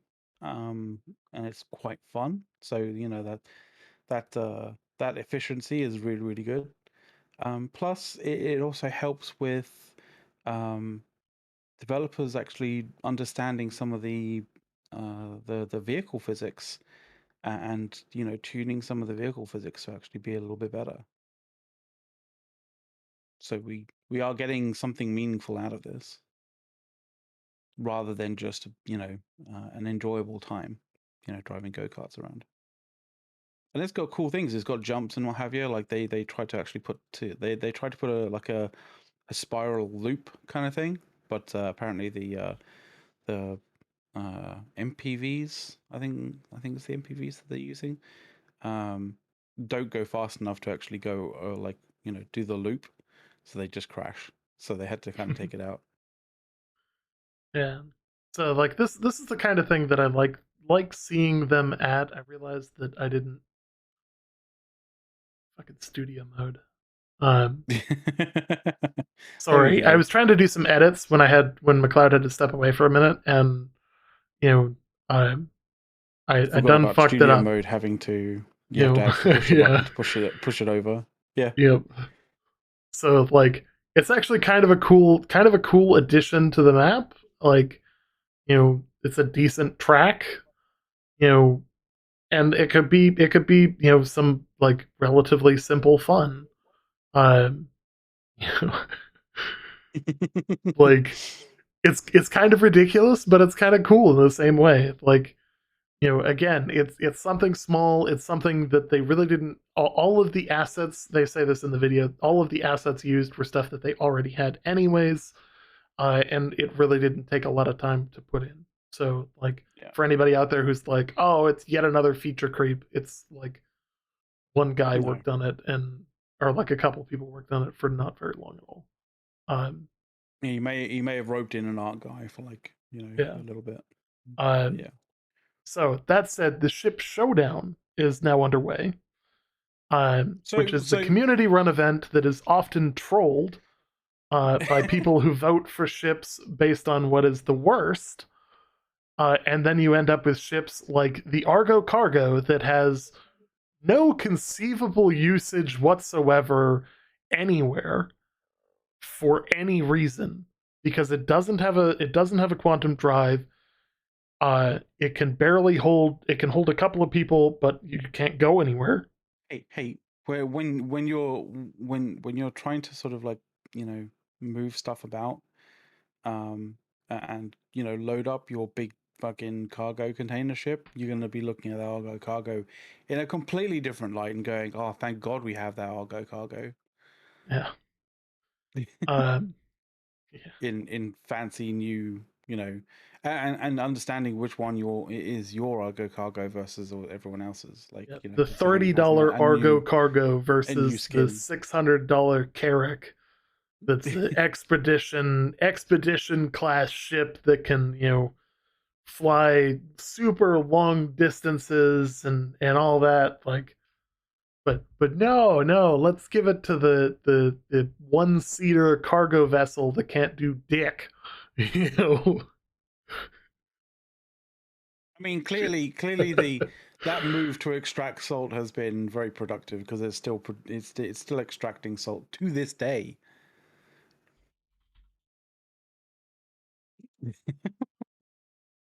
Yeah. But hey, it's like you've been in uh, the Star Citizen universe a little longer than me, for sure.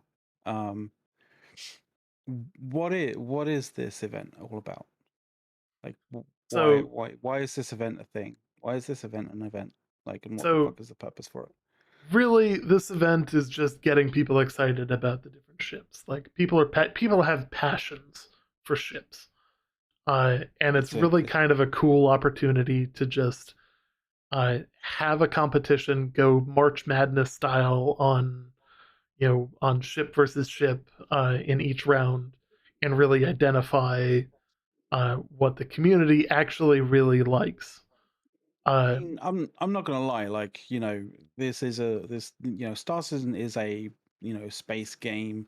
You interact with it quite a lot in terms of flying around in a ship in space. So it's a spaceship game, and I think everybody has their favorite ship in the game. Like, I know I have mine. Like, my favorite ship in the game is the Retaliator. it's a nice Just ship. just as is. Like, it's a gorgeous ship. Um, and I'd love it to win. Like I don't even know whether it's won before, but like I'd love it to win at some point. Um, but you know, as with all these things, um, you know, it's a community thing, right? Oh, you know, do you love this ship? You know, do you like this specific ship enough to have it win? You know, I guess it's kind of like competition amongst amongst geeks, or maybe more maybe more accurately, it's a competition amongst passionate people. yes, very much so.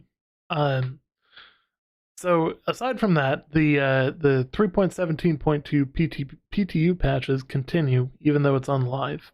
They're currently on Yeah, patch V, and it has fixed a number of things. They're hoping to release a solid fix to the elevator problem, which has been a fucking serious thank issue. God. You know, party launching I'm should work more consistently, including party launching with large numbers of players in your party. Um, That's good. um, the issue of sending AUEC to other players and it just disappearing into the void is hopefully fixed as Y- well. you know that hope. I mean, that must be a very inconsistent bug to happen because, like, I know for one, in terms of the Siege of Orison, like, you know, if I end up getting down for whatever reason, um, you know, someone comes and picks me back up, like you know, even if I put down a beacon and that the sort of like the assistance to the medic beacon pays somebody like 15k for it, I'm normally adding 75k to that.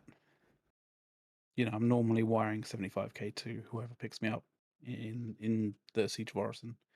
So, you know, making sure that that is actually working and actually sending people money is quite handy and quite nice.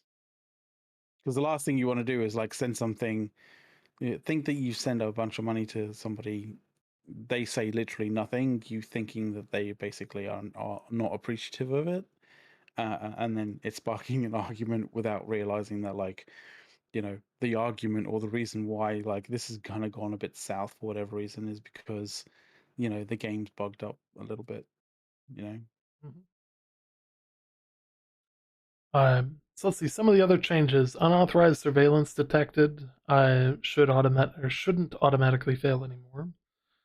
Which Several is nice. fixes to the Siege of Orison, Hmm. and a bunch more bug fixes and some fixes for some of the more common server crashes. Yeah, I'm sure Um, the major Siege of Orison fixes are down to like spawnings for, you know, key key um sort of objects or key kind of like objectives in the Siege of Orison, because like we've had issues obviously with uh some of the lieutenants not spawning where they should be spawning, or if they're spawning, they're like, you know, they're under the ground or inside of like a building, or stuck in an elevator or something like that. Like, you know, even the NPCs have elevator issues, it seems, at this point in time. So at least they feel how we feel. um, the other thing that came out, Hmm. and you know this comes as no surprise, is the monthly report on Squadron 42, where they Ah, continue to make significant advancements and bug fixes and all of that. Obviously, Squadron 42 is the single player version of Star Citizen, and yes. nobody can play it currently. So, like, we're just kind of like seeing what they're developing in the background. Um, Yeah.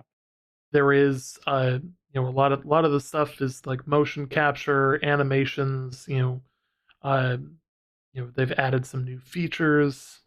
Um, I know I'm being super specific with some of this, but I'm trying to parse the information as I go through while not Yeah. giving you guys a crazy amount of So there's detail that you probably don't need. mm, there's obviously a lot of stuff in here that like um uh seemingly is very much Squadron 42 based, right? And Yeah. you won't really end up seeing it in the persistent universe. But there are aspects of it that will appear in the persistent universe. Like um, I know that like there is um, some aspects of Squadron 42 that's been worked on throughout the month that relates to AI and relates to how AI interact and how they sort of like fight or sort of like maneuver around and you know um, and react to players, right?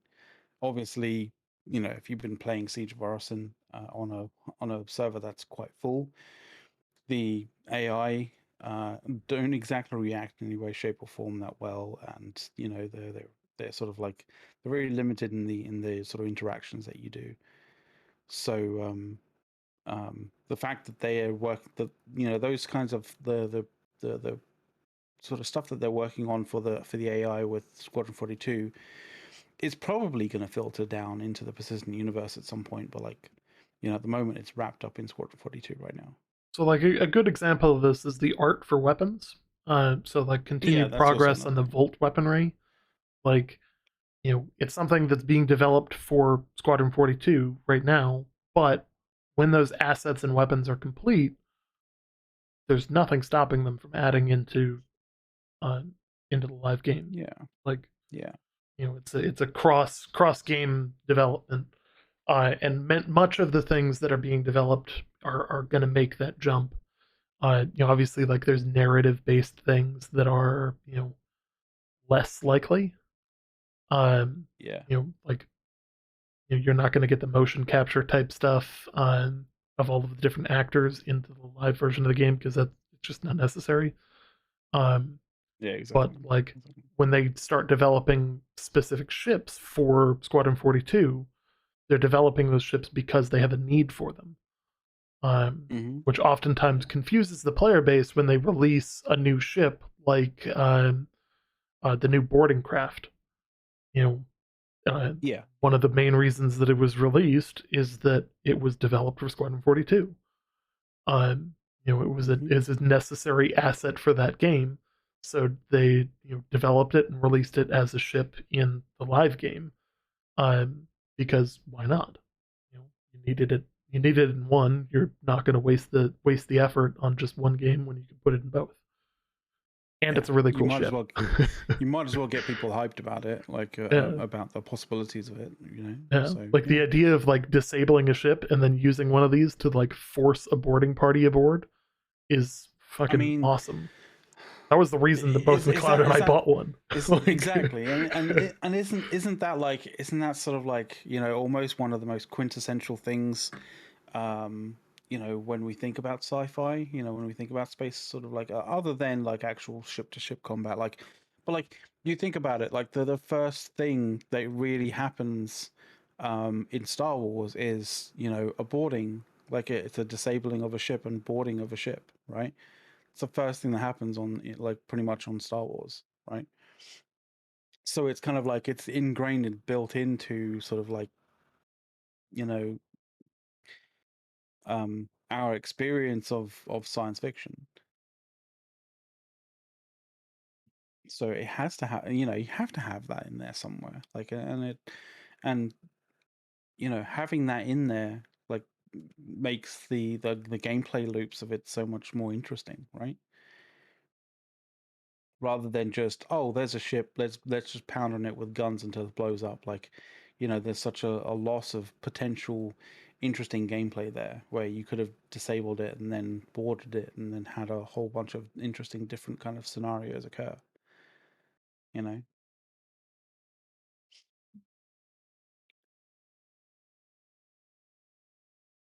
But yeah, like that's just another example, another great example of like things that have been introduced into Squadron 42, over this month that will eventually end up trickling into the persistent universe. But yeah, you're right there, Ace.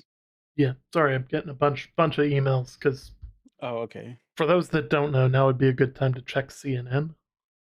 Oh, okay. So Um, you're not getting like hacked by China again, no, no. or There's by some Russia. political news that's happened in the U.S. that's Oh, okay, okay. uh, kind of I'm gonna big. have to I'm gonna have to check that out.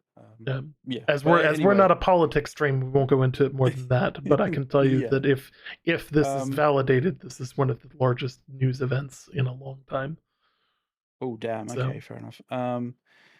So it seems that I'm not alone when it comes to approaching uh approaching sort of space stations from the dark side, um because clearly there's a lot of people who want to actually have the dark side, or at least the station exterior, lit up a lot more than it is, because like I'm constantly having to use my like I'm constantly having to ping to basically see like the superstructure, so I don't actually like collide with it and stuff. It's ridiculous. But I'm glad I'm not the only person out there that feels that way. Um, yes, but yeah, just adding from floodlights to ships and stuff like that would be just like floodlights to ships, but also like adding the good structures. lighting to structures. Whether they're Yeah, like shadows are important to making things work, but understanding where the boundary between the black of space and the edge of the space station is I mean, important for from a navigation reasons. from I mean I hate kind of like going with the realism route, especially when we're talking about like science fiction and all that jazz. But like it's not really like realism. It's just like logic. If you have people flying around in ships and wanting to dock in stations, then they need to know and they need to be able to navigate safely. And at this point in time, if you're navigating to a station that is on the dark side of a planet, it's perilous. It can be very perilous. And you would think that like somebody out there would have been like, we need to up the safety on this in some way, shape, or form. Let's find some safety features on, in order to make people like not crash into or collide with the station. And the fact that they aren't like they haven't thought about this, or that it's a still kind of like an afterthought at the moment, is a bit of a concern to some degree. I don't know. They may have a lot more. They clearly have a lot of higher priority stuff than this, but like it's just from a usability standpoint, it really sucks. Um, but you know what sucks more? What?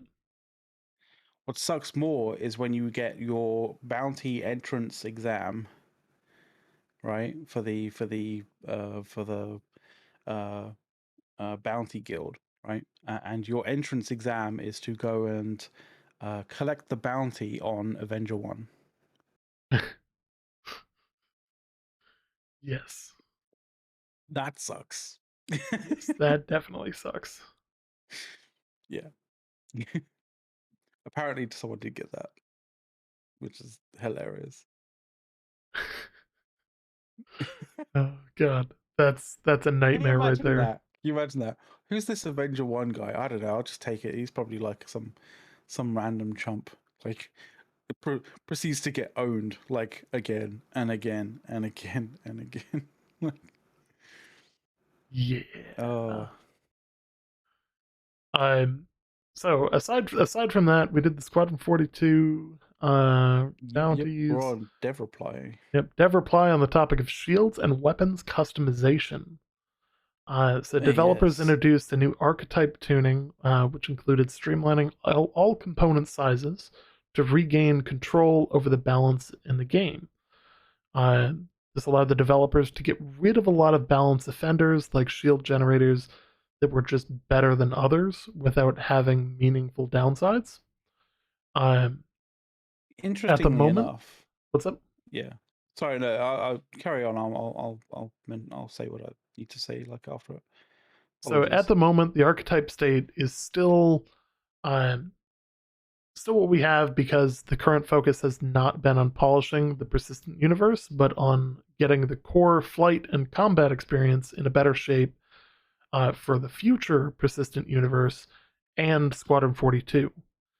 Developers are looking at variations of combat gameplay, power triangle adjustments, weapons properties, and using 5 overall archetypes uh, as opposed to 60 plus, making the process a lot more streamlined. The archetype state will persist until shield and weapon variations can be brought back in with a meaningful state.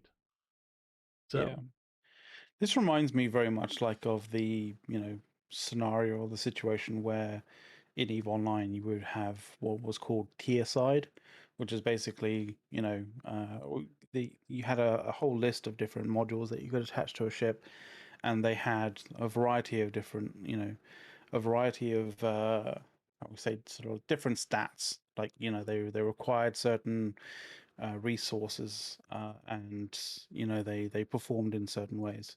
But 9 times out of 10, like 2/3 or 3/4 of those module choices were basically trash, and you only went for like 2 or 3 different kind of things, and that was it. Like your choice wasn't really, this wide plethora of things. It was literally just like 2 or 3 choices, meaningfully.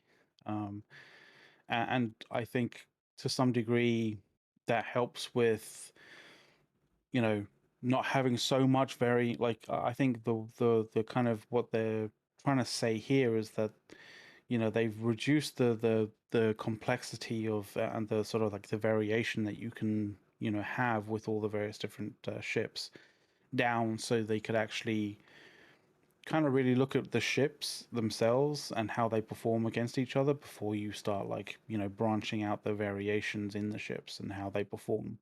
uh and in kind of in it's a very practical way of being able to balance things, because, like, you want to reduce the very, it's quite logical. It's quite like, it's sort of like the scientific method to some degree, if you kind of get me there, Ace.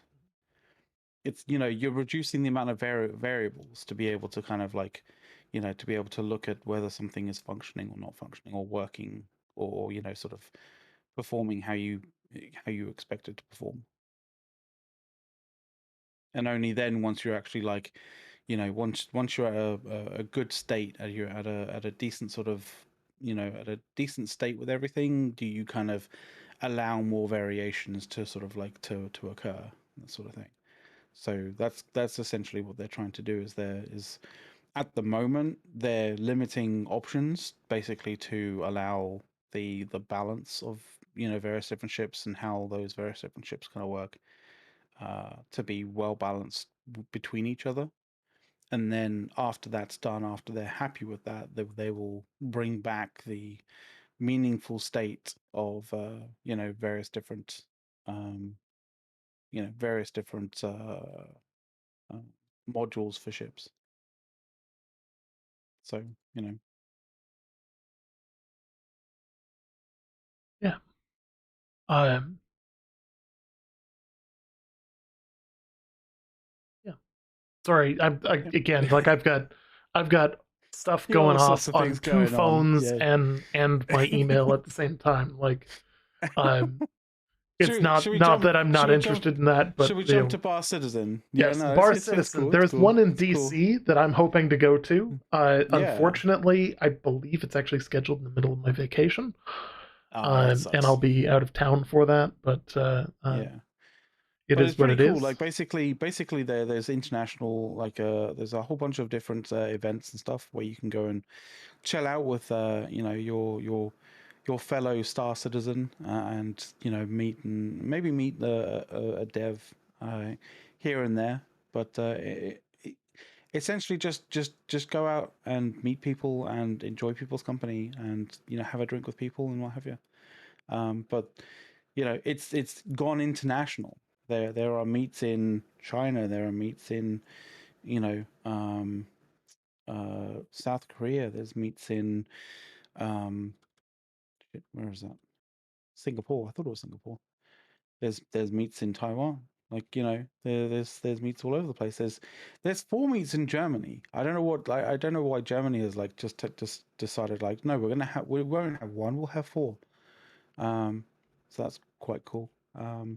But I believe that there are more meats, sort of bastards and meats that are being you know worked on kind of thing.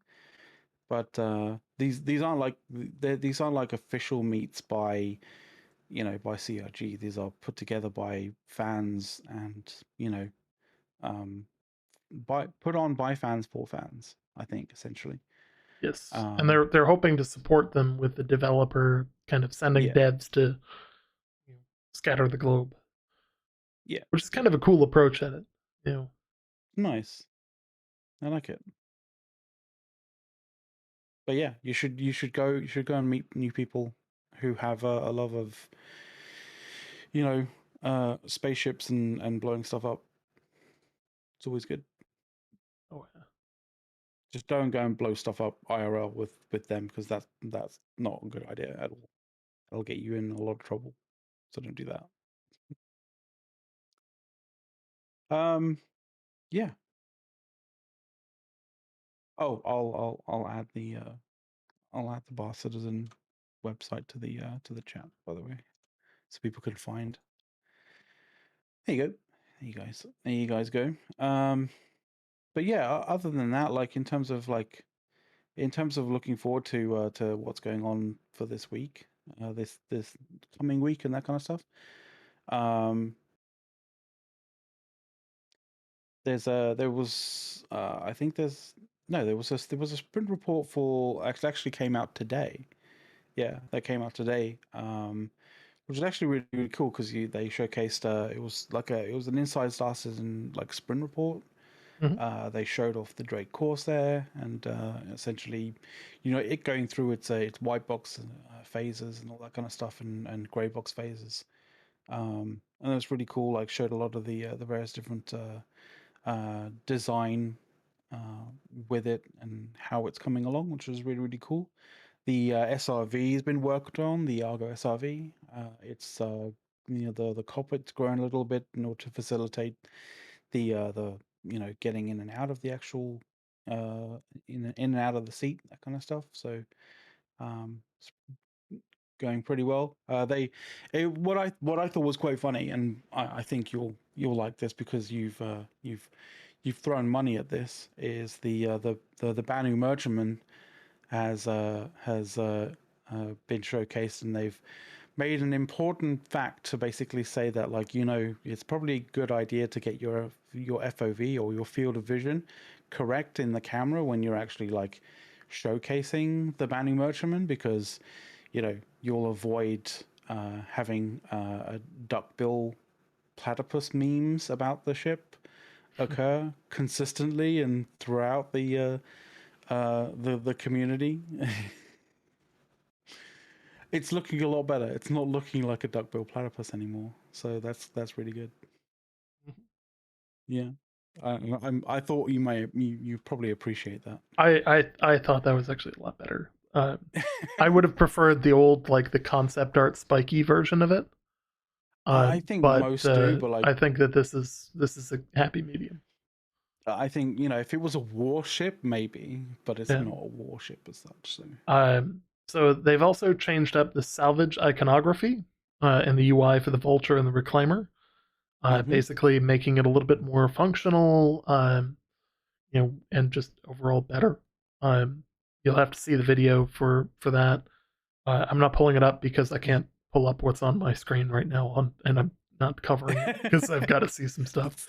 it's it's Uh, it's it's all good. It's all good. yeah. So they were doing work. They've done interesting work on the gimbal system. So and that's led to like new tech. And so basically, it means that the chances are if you're actually putting on like larger, like if you put a larger turret or a larger weapon system onto a gimbal, that it will move inherently to its size or in relation to its size. So, you put a large gun on a turret, it's probably going to, move slower than a small turret, that kind of thing. So they've been working on that, which basically means that, faster and smoother gimbals for smaller weapons, but slower for larger weapons, which is which is probably how everyone would expect the gimbal kind of system to work. But like, it's nice that they're implementing that. The other kind of thing is going to be really, really interesting with anybody who has a hammerhead, um, because they're actually going to be using the hammerhead as a test bed for future resource management systems for basically for multi-crew gameplay, which is going to be really cool because I have that as a loaner, so we'll be able to use you that. got that alone. Because the So this Polaris isn't this is out. basic. Yeah, so this is basically introducing engineering gameplay Mhm. for ships. So you're dealing with life Yep. support, dealing with damaged systems, repairing systems, that kind of stuff. Basically, true multi-core gameplay. I don't know whether how that's gonna bonus or be a bonus to a bonus or a boon to the hammerhead. I don't know where that's gonna land as such. I kind of hope that it will be a bonus to the hammerhead in terms of its survivability, because like the last thing you want is a much more complicated system coming in for your hammerhead that basically causes it to be a lot worse. So I'd like to see a bit of a bonus with the resource management system, but that should be really, really cool. And the other cool thing that they had at the end of it, which is actually really, really cool, was it's labeled in a really weird way, a UI card system teaser. Now that doesn't sound anything interesting at all, but like it's basically new ways and new methods of how how you can interact with UI, and they showcase some really, really interesting and dynamic systems for the new UI in terms of the persistent universe and stuff. Um, Holographic kind of systems. There was particularly interesting sort of like buy and purchasing system, it seemed, or at least it looked like a buying or purchasing system. It was really cool. I really, really liked it. You kind of stepped onto sort of like it was like a little pedestal, and like the UI kind of came up around you as like a means to sort of like provide a whole list of selections and stuff. It was really cool. I I actually kind very of liked the much. inventory management system that they kind of hinted that they developed in there as well. If you like Oh yeah, read into what it yeah, was actually doing, like you were picking the modules on the ship yeah. in That's a oh yeah, hangar that's also true. to Yeah. go onto the ship. It was actually like they kind of buried the lead on what they were actually showing, but like it's cool stuff. Oh, okay, okay, okay. Yeah, it looked really, really cool. I really enjoyed like the kind of like concept, like the concepting sort of side of that thing. Like it's a really unique kind of way of presenting menus and stuff like that, rather than just the boring flat kind of menu systems you just generally tend to get. But yeah, um, other than that, Other than that, uh, tomorrow is Star Citizen Live. oh The yes, racetrack game dev featuring Martin Mills is at 8 a.m. Pacific, 3 p.m. okay, UTC. So that'll probably be a fun one to watch. okay, That yeah, probably nothing that would game definitely be. changing, but like the But it'll be racetrack type stuff is going to be an interesting. Um, a lot of fun. yeah, It'll be a lot of fun for yeah, sure. it'll be a fun like thing to do to just be like, oh hey, let's go, let's go to the race this weekend, or let's go, Yeah, let's go racing. yeah. So that'll be all kinds of fun. Um, that kind of wraps all the planned content that we've got for tonight. I understand, Yep. there's probably some people that are joining and that are like, why are you in the New World category? The reason that we stayed in the New World category is that we had drops running. We want to make sure people got the time towards the drops on the New World category. Yep. You're welcome. I know it's confusing to people who popped in during the very short Lost Ark section and the very long, uh, Star Citizen section, as we're probably, I haven't checked this because at this point, I just don't keep track of where we are in terms of numbers of people watching. Um, Well, the issue you know, there that's okay. We're third. you've always We're third in the section, yeah. so No, we're good. that's fair enough. That's fair enough. You know, I was gonna say if you're gonna complain about like the red sort of like number of how many viewers there are being inaccurate, like yes, it is. Welcome to Twitch. Yep. Yep. So, This is how Twitch functions. yep. Basically lies to us most of the time. Yep.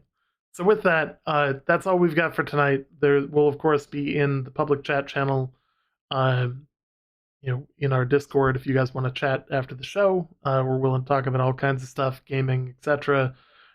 There's obviously some political stuff that is currently happening behind the scenes that we will be in Discord probably discussing immediately after this. So yeah, be prepared for that if you join. Just fair warning. That's what's gonna happen in public chat right now. So with that, thank you guys for coming. Thank you to the number of people that hit the subscribe button, the ton of people that hit that follow button, and of course everybody else that's just watching. I'm happy that we managed to keep live for 4 hours, which means at least some of you guys got the drop. Everyone else, make sure to watch another channel that has drops going, so that you can get the drop, or you can get the rest of the time for the drops. So with that, thank you guys, and as we always love to say, we'll see you in the new world.